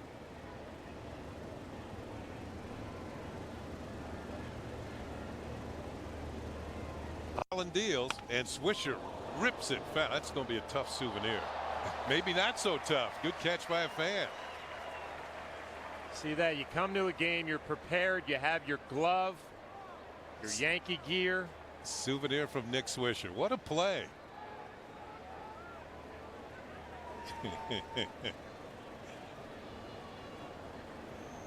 2-1 pitch is inside for a ball.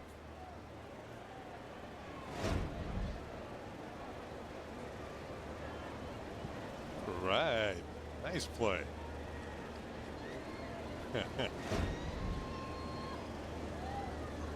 3-1 pitch to Swisher. Hits a bouncing ball to first for Butler. He has it. Holland's going to cover it first. And Holland has himself a 1-2-3 inning here in the 8th inning.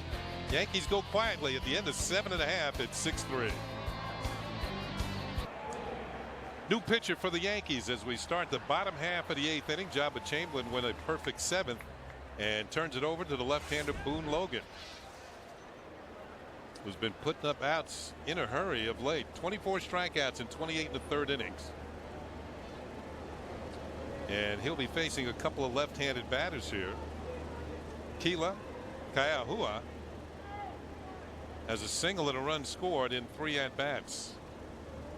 But he'll get the lefty Logan here. Swings and misses at the first pitch. He doesn't get cheated. And strike 1. Logan faced Kaiahua last night and struck him out. He also faced the on-deck hitter Gordon and struck him out too.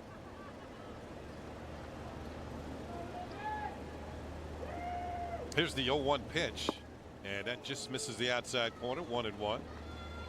Logan has retired the last 20 left-handed batters that he's faced.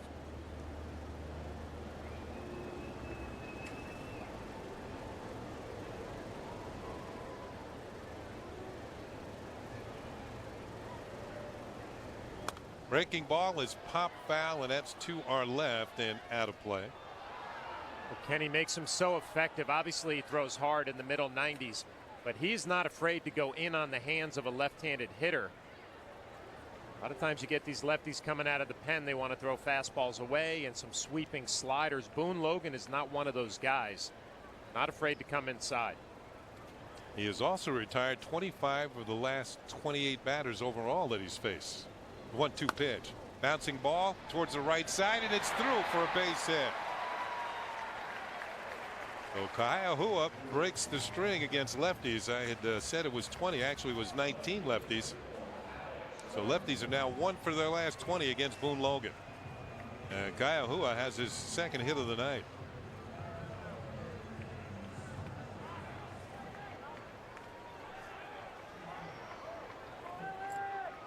Here comes Alex Gordon. Gordon had a bloop single his last time. He's 1 for 3. That came against Phil Hughes.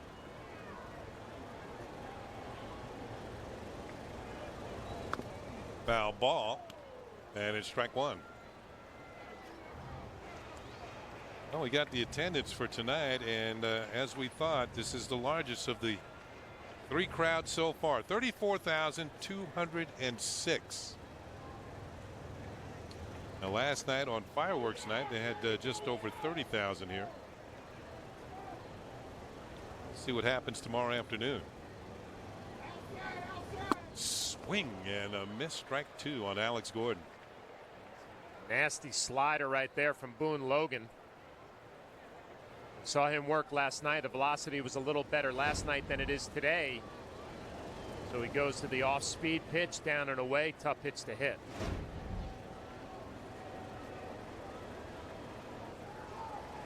Gordon down on the count. No balls and 2 strikes.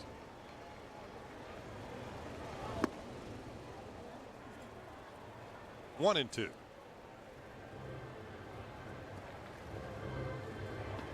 Yankees 6. The Royals 3. A power display by the Yankees tonight. They have hit 4 home runs, including a pair by Alex Rodriguez, both over 400 feet. Bouncing ball foul. 1-4-12 and 1-4-19.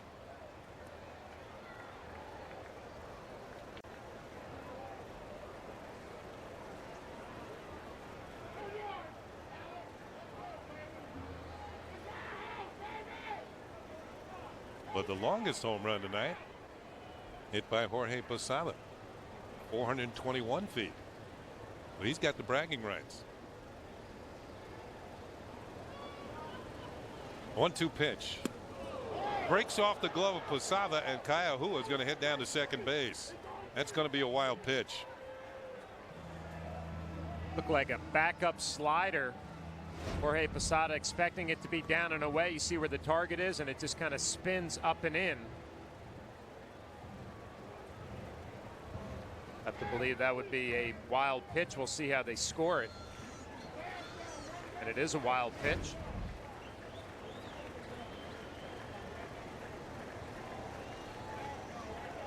The 2 balls and 2 strikes on Alex Gordon. Runner on second with nobody out here in the bottom of the 8th. Outside, and the count is full at 3-2.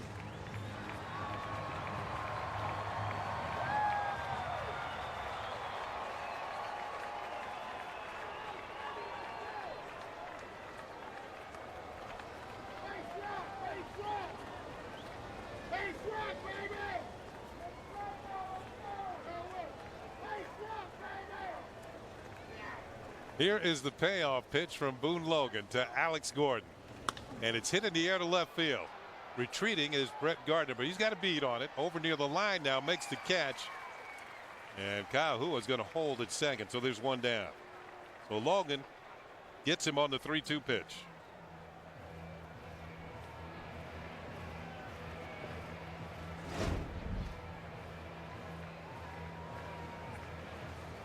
Wow.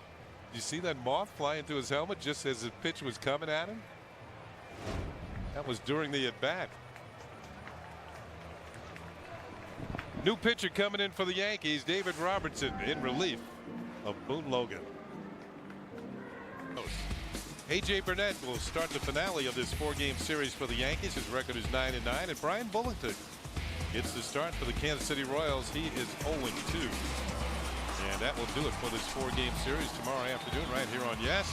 Coverage begins at 1 p.m. and we hope you'll be with us. With us now is David Robertson coming in out of the bullpen with a runner at second and 1 out. Robertson, numbers are improving. ERA is now under 4. 49 strikeouts in 41 in the 3rd innings. He worked in the opening game of the series, picked up the final out on a strikeout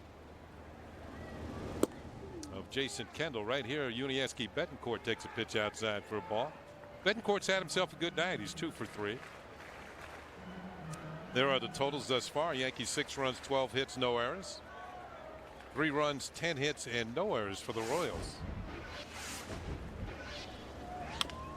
Little roller to the left side. It's going to be Pena who will throw out Betancourt for out number 2.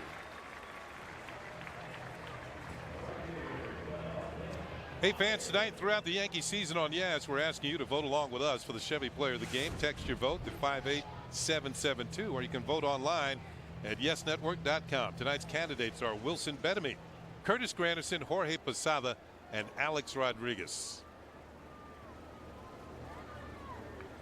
And you find out on the postgame who the Chevy Player of the Game is. Here's Mitch Meyer, the right fielder. Kaiahua at second with 2 down, and the first pitch is poured in there for a strike.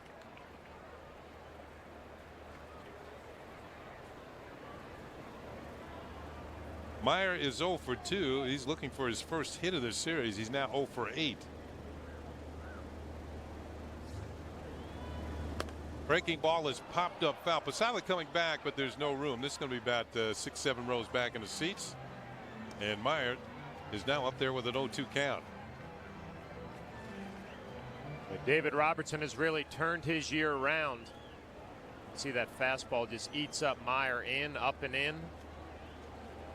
It's all about direction, Kenny. Sometimes he would set himself up, would kind of be offline, almost facing the third base dugout. Got himself set up in the right direction, and the results are there because of it. 0-2 pitch. curveball is just outside for a ball. Then is that something Dave Island worked with him? Yeah, definitely. You know, Dave said sometimes he sets up where he almost sets himself up to be offline. You know, and a lot of what David Robertson does in his mechanics with his setup dictate if he's going to be successful or not. Obviously, they got it straightened out. You see even that front foot a little bit across. Bouncing ball is foul.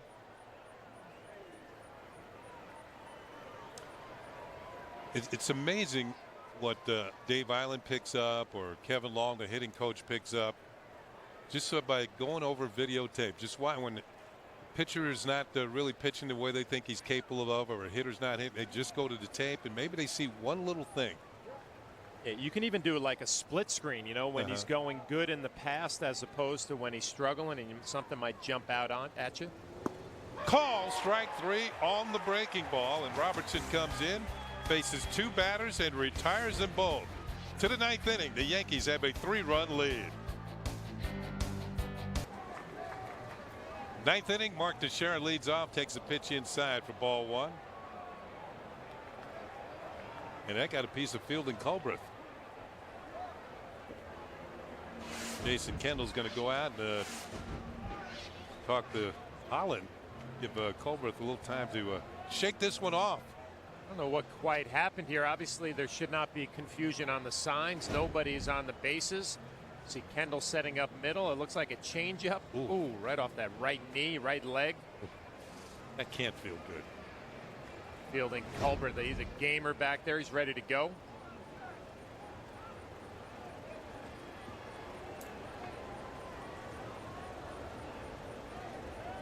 One ball and no strikes on Mark Teixeira, who's 1 for 4 with a run scored. Whoa, what's going on here? Ball 2.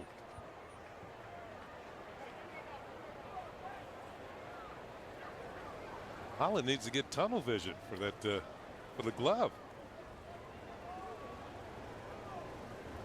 Zone in on the target. There it is, and it's a hard smash into center field for a base hit for Mark Teixeira, his 2nd consecutive hit. Fans, don't miss the WB Mason postgame for comprehensive highlights and analysis from this game against the Kansas City Royals, plus a look at the big matchups around the majors and how they affect the playoff race. The WB Mason postgame coming up after the final out, only on Yes. Here comes Alex Rodriguez. He's had a big night. 3 for 4, 2 home runs, 3 runs batted in, a couple of runs scored. He now has 602 career home runs. That's outside ball 3. Excuse me, 603 career home runs. He's closing in on Sammy Sosa, who's next on the all-time list with 609.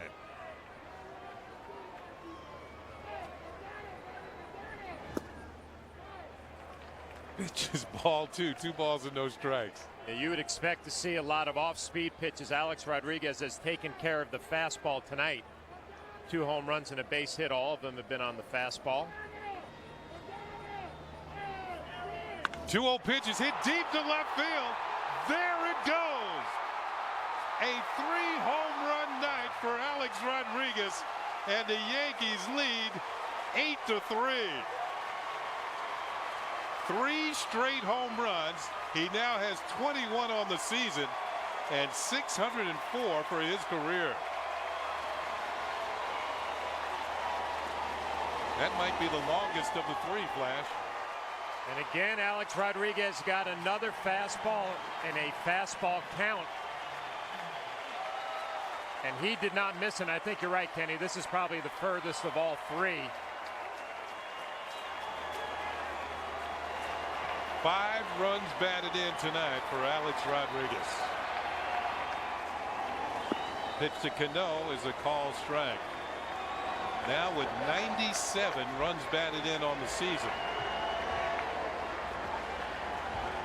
And for the 4th time in his career, he's hit 3 home runs in a ball game.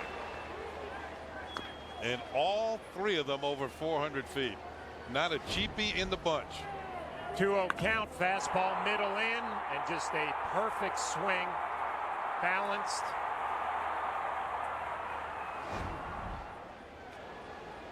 See, and Boone Logan knows what he's doing right here. You sit next to the guy who hits 3 home runs in the game. You get a little TV time. Cano is up there. Cano is now gone. Let's take a look. Where does it land? Splash.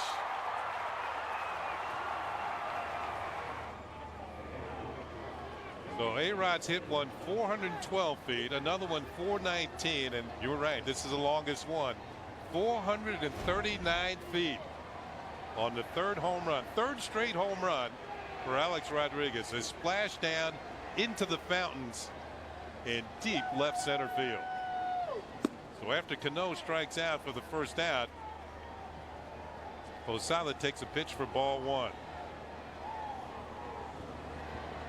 Posada has a home run of his own tonight, and now he does not have bragging rights anymore. His went 421 feet. Pitch is in there for a strike, and it's 1-1. What a night for A-Rod.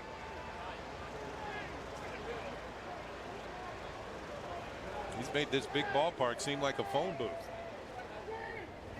Posada takes upstairs, and it's 2 balls and a strike.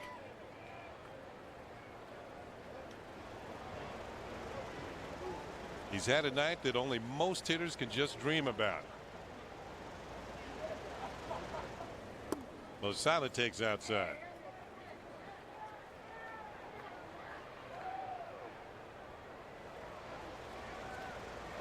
Woo.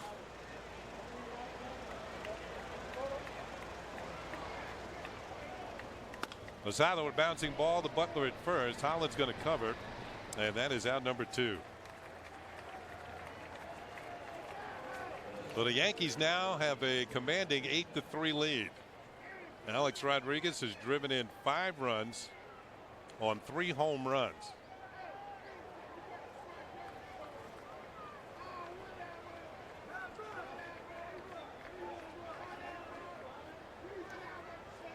And Granderson has something in his eye here. And Gene Monahan out there to take care of it. We're going to have a slight delay here now, depending on what Miguel Cabrera did tonight. A-Rod has taken over the league lead and runs batted in. Cabrera started the night with 94, which means he has to have a pretty good night just to tie Alex Rodriguez, who now has 97.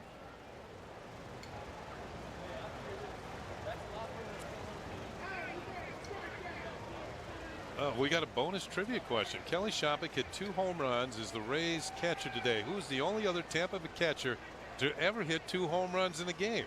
That's a bonus New York State Smokers Quit Line quiz. We got the answer now? Or are we going to have to? The answer is John Flaherty. I can guarantee you there was not 3 in one game like that man right there just did tonight. Pitch is inside to Curtis Granderson for a ball. Now, do you remember the game and who was against? And I don't. What? Flash.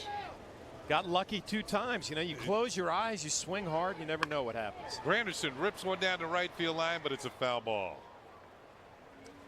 Gee, I would know that. If somebody asked me that, I would know who I hit it against, what the count was, what the score was, and did we win the game? I do know it was my best year, 1999. Okay.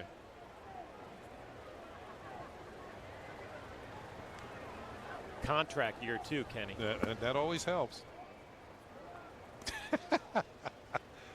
When the pressure's on, the big guys come through. Right.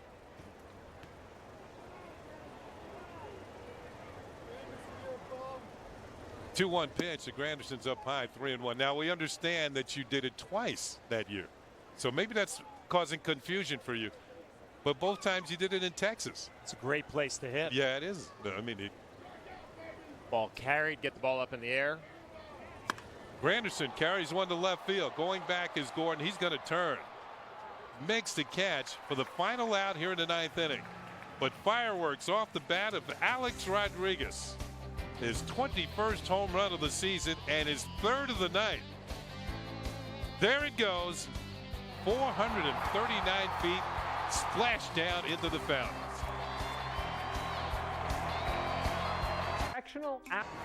Hit 3 home runs in a ball game. It was against the Angels, and all 3 of the home runs were against Bartolo Colon his first 3 times up in the game.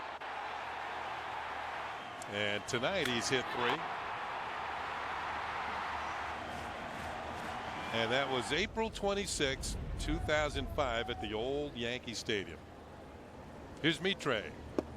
And the first pitch that Chris gets is ball 1. What a night for the Yankees designated hitter. Here are the numbers on Mitre. This will be his 18th appearance of the year. 20 strikeouts in 35 and a third innings. Gets takes and it's ball 2. 2 balls and no strikes.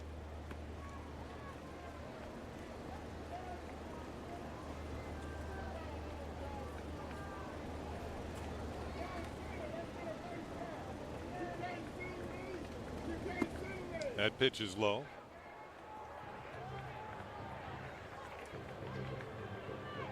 Sergio Mitre was sitting in that bullpen with a 3-run lead in the 9th inning. Mariano was getting loose.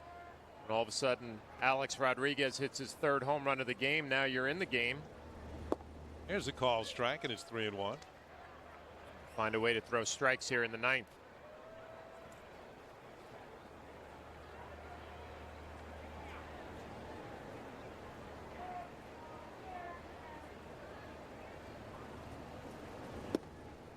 Mitre hits the outside corner, and it's strike 2. Now the count is full.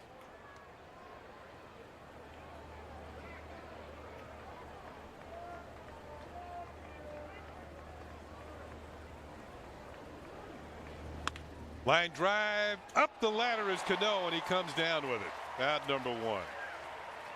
Hits it on the nose, but gets nothing for it.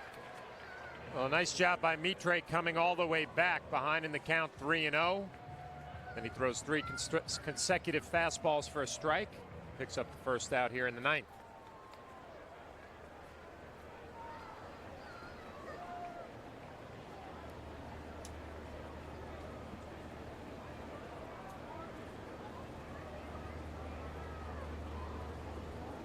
Here's Blanco. And the first pitch to him is outside for a ball. Blanco got the ball out of the infield once. He flew out to Gardner in the first inning. Since then, he's grounded to second and grounded to Teixeira a couple of times. 0 for 4. Ball 2. 2 balls and no strikes.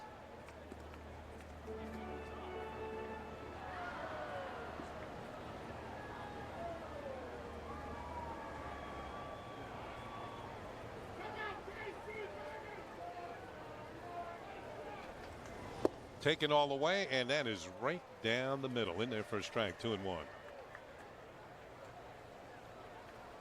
the crowd has seen a power display tonight by the Yankees. There's a pinch hitter on deck. It's Brian Pena, the backup catcher. He'll be hitting for Kendall.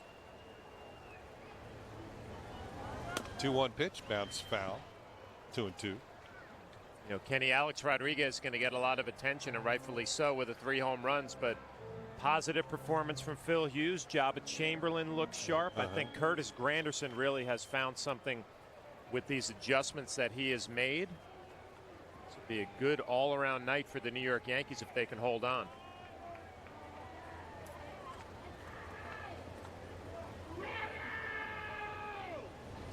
Call strike 3. And Blanco doesn't agree with the home plate umpire fielding Culbreth. But he's headed back to the bench, and that's out number 2. We'll take another look. It looks like a high sinker. Fielding Culbreth makes the call. Blanco can't believe it. Here is Brian Pena, switch hitting backup catcher, who's going to hit for Jason Kendall, who went 1 for 4 while he was in there. So the Royals down to their last out. And Pena tried to check his swing, and he goes around too far. It's strike 1. Mitre trying to nail this one down. That's what Pena's done on the year. $173 with 4 runs batted in. Doesn't get an opportunity to play very often. 0-1 pitch. That's a little low, and it's 1-1. Yankees just about ready to nail down the first 2 out of the first 3 in this series. Swing and a miss, strike 2.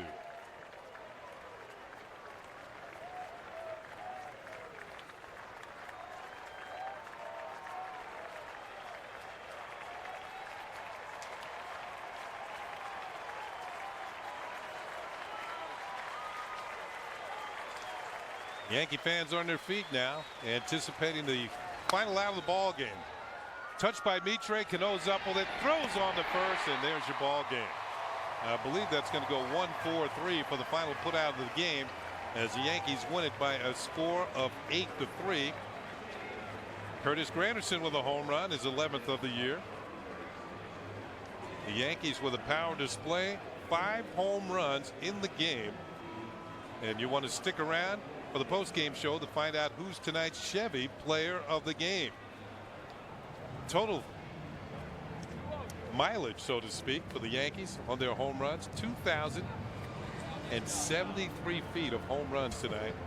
The home runs average 414 feet. Alex Rodriguez had 3 of them as the Yankees, as I mentioned, turned on the power, 8 runs on 14 hits, and 5 of the 14 hits left the ballpark. So the celebration in the middle of the diamond. Yankees have taken 2 of the first 3. Tomorrow they will close out this series. A.J. Burnett will get the start for the Yankees against Brian Bullington. And then after the ball game, the Yankees will fly back to the Bronx, or back to New York, and then to the Bronx to take on the Tigers. You're looking at the final totals: 8 runs, 14 hits, no errors. 3 runs, 10 hits, and no errors. Let's go to Kim Jones down near the Yankee dugout with tonight's hitting hero. I am. Thank you, Kenny. Alex, home runs in each of your 3 final at-bats. How do you do that? I have no idea. But it was definitely fun to have a night like this. It's been a while, and to do it in a winning fashion was nice. We know home runs come in bunches, so let's start with that 6th inning. You have to love it when you start a barrage like that, where Jorge follows with a monster and then Curtis delivers one as well. Well, I mean, for me, I just had a terrible at-bat that night, bat before, where I struck out in 3 pitches, and I wanted to shorten up a little bit, and I tried to do too much. And then I hit a home run, and the 2 guys behind me just made me look silly. How about your monster, though, that 439-footer, the last one of the 3? The guys in the dugout were going crazy when you joined them. Well, it's fun. I mean, you don't have nights like these very often, and when you can have a good time and a smile and you're winning a game, it's great to do it with your teammates. 56 times you've hit multi-hit. You've had multi-home run games, though 4 times 3 home run games. Does it ever get old? I mean, does it ever feel like, oh, I've done this before? Well, it never gets old, especially when you do it in a winning way and you do it with your teammates, and you're allowed to enjoy a night like tonight, and it never gets old. Explain this, Alex. Not so long ago, as you remember, it took you a week and a half to hit 1. You now have 4 home runs in your last 22 at-bats. Yeah, I mean, that's the great thing about baseball. You really never know what's going to happen. And, you know, Kevin Long's been working long and hard with me. And I think we found something in my hips, clear them a little bit. Kevin Long can explain it a lot better. But overall, I feel much better. How do you feel about this? Kevin Long, genius. Oh, yeah, he is a genius. He's the best hitting coach, and the New York Yankees, we're so lucky to have him here. Alex, thank you very much. Very low-key Alex Rodriguez right now, Kenny and John. Yeah, I think I'd be pumped up a little more, too, Kim, after hitting 3 home runs and driving in 5 runs and taking over the league lead in runs batted in with 97. A-Rod fans, well entertained tonight. Alex Rodriguez with 3 home runs to lead the Yankees to an 8-3 win. We'll be back with more from Kauffman Stadium.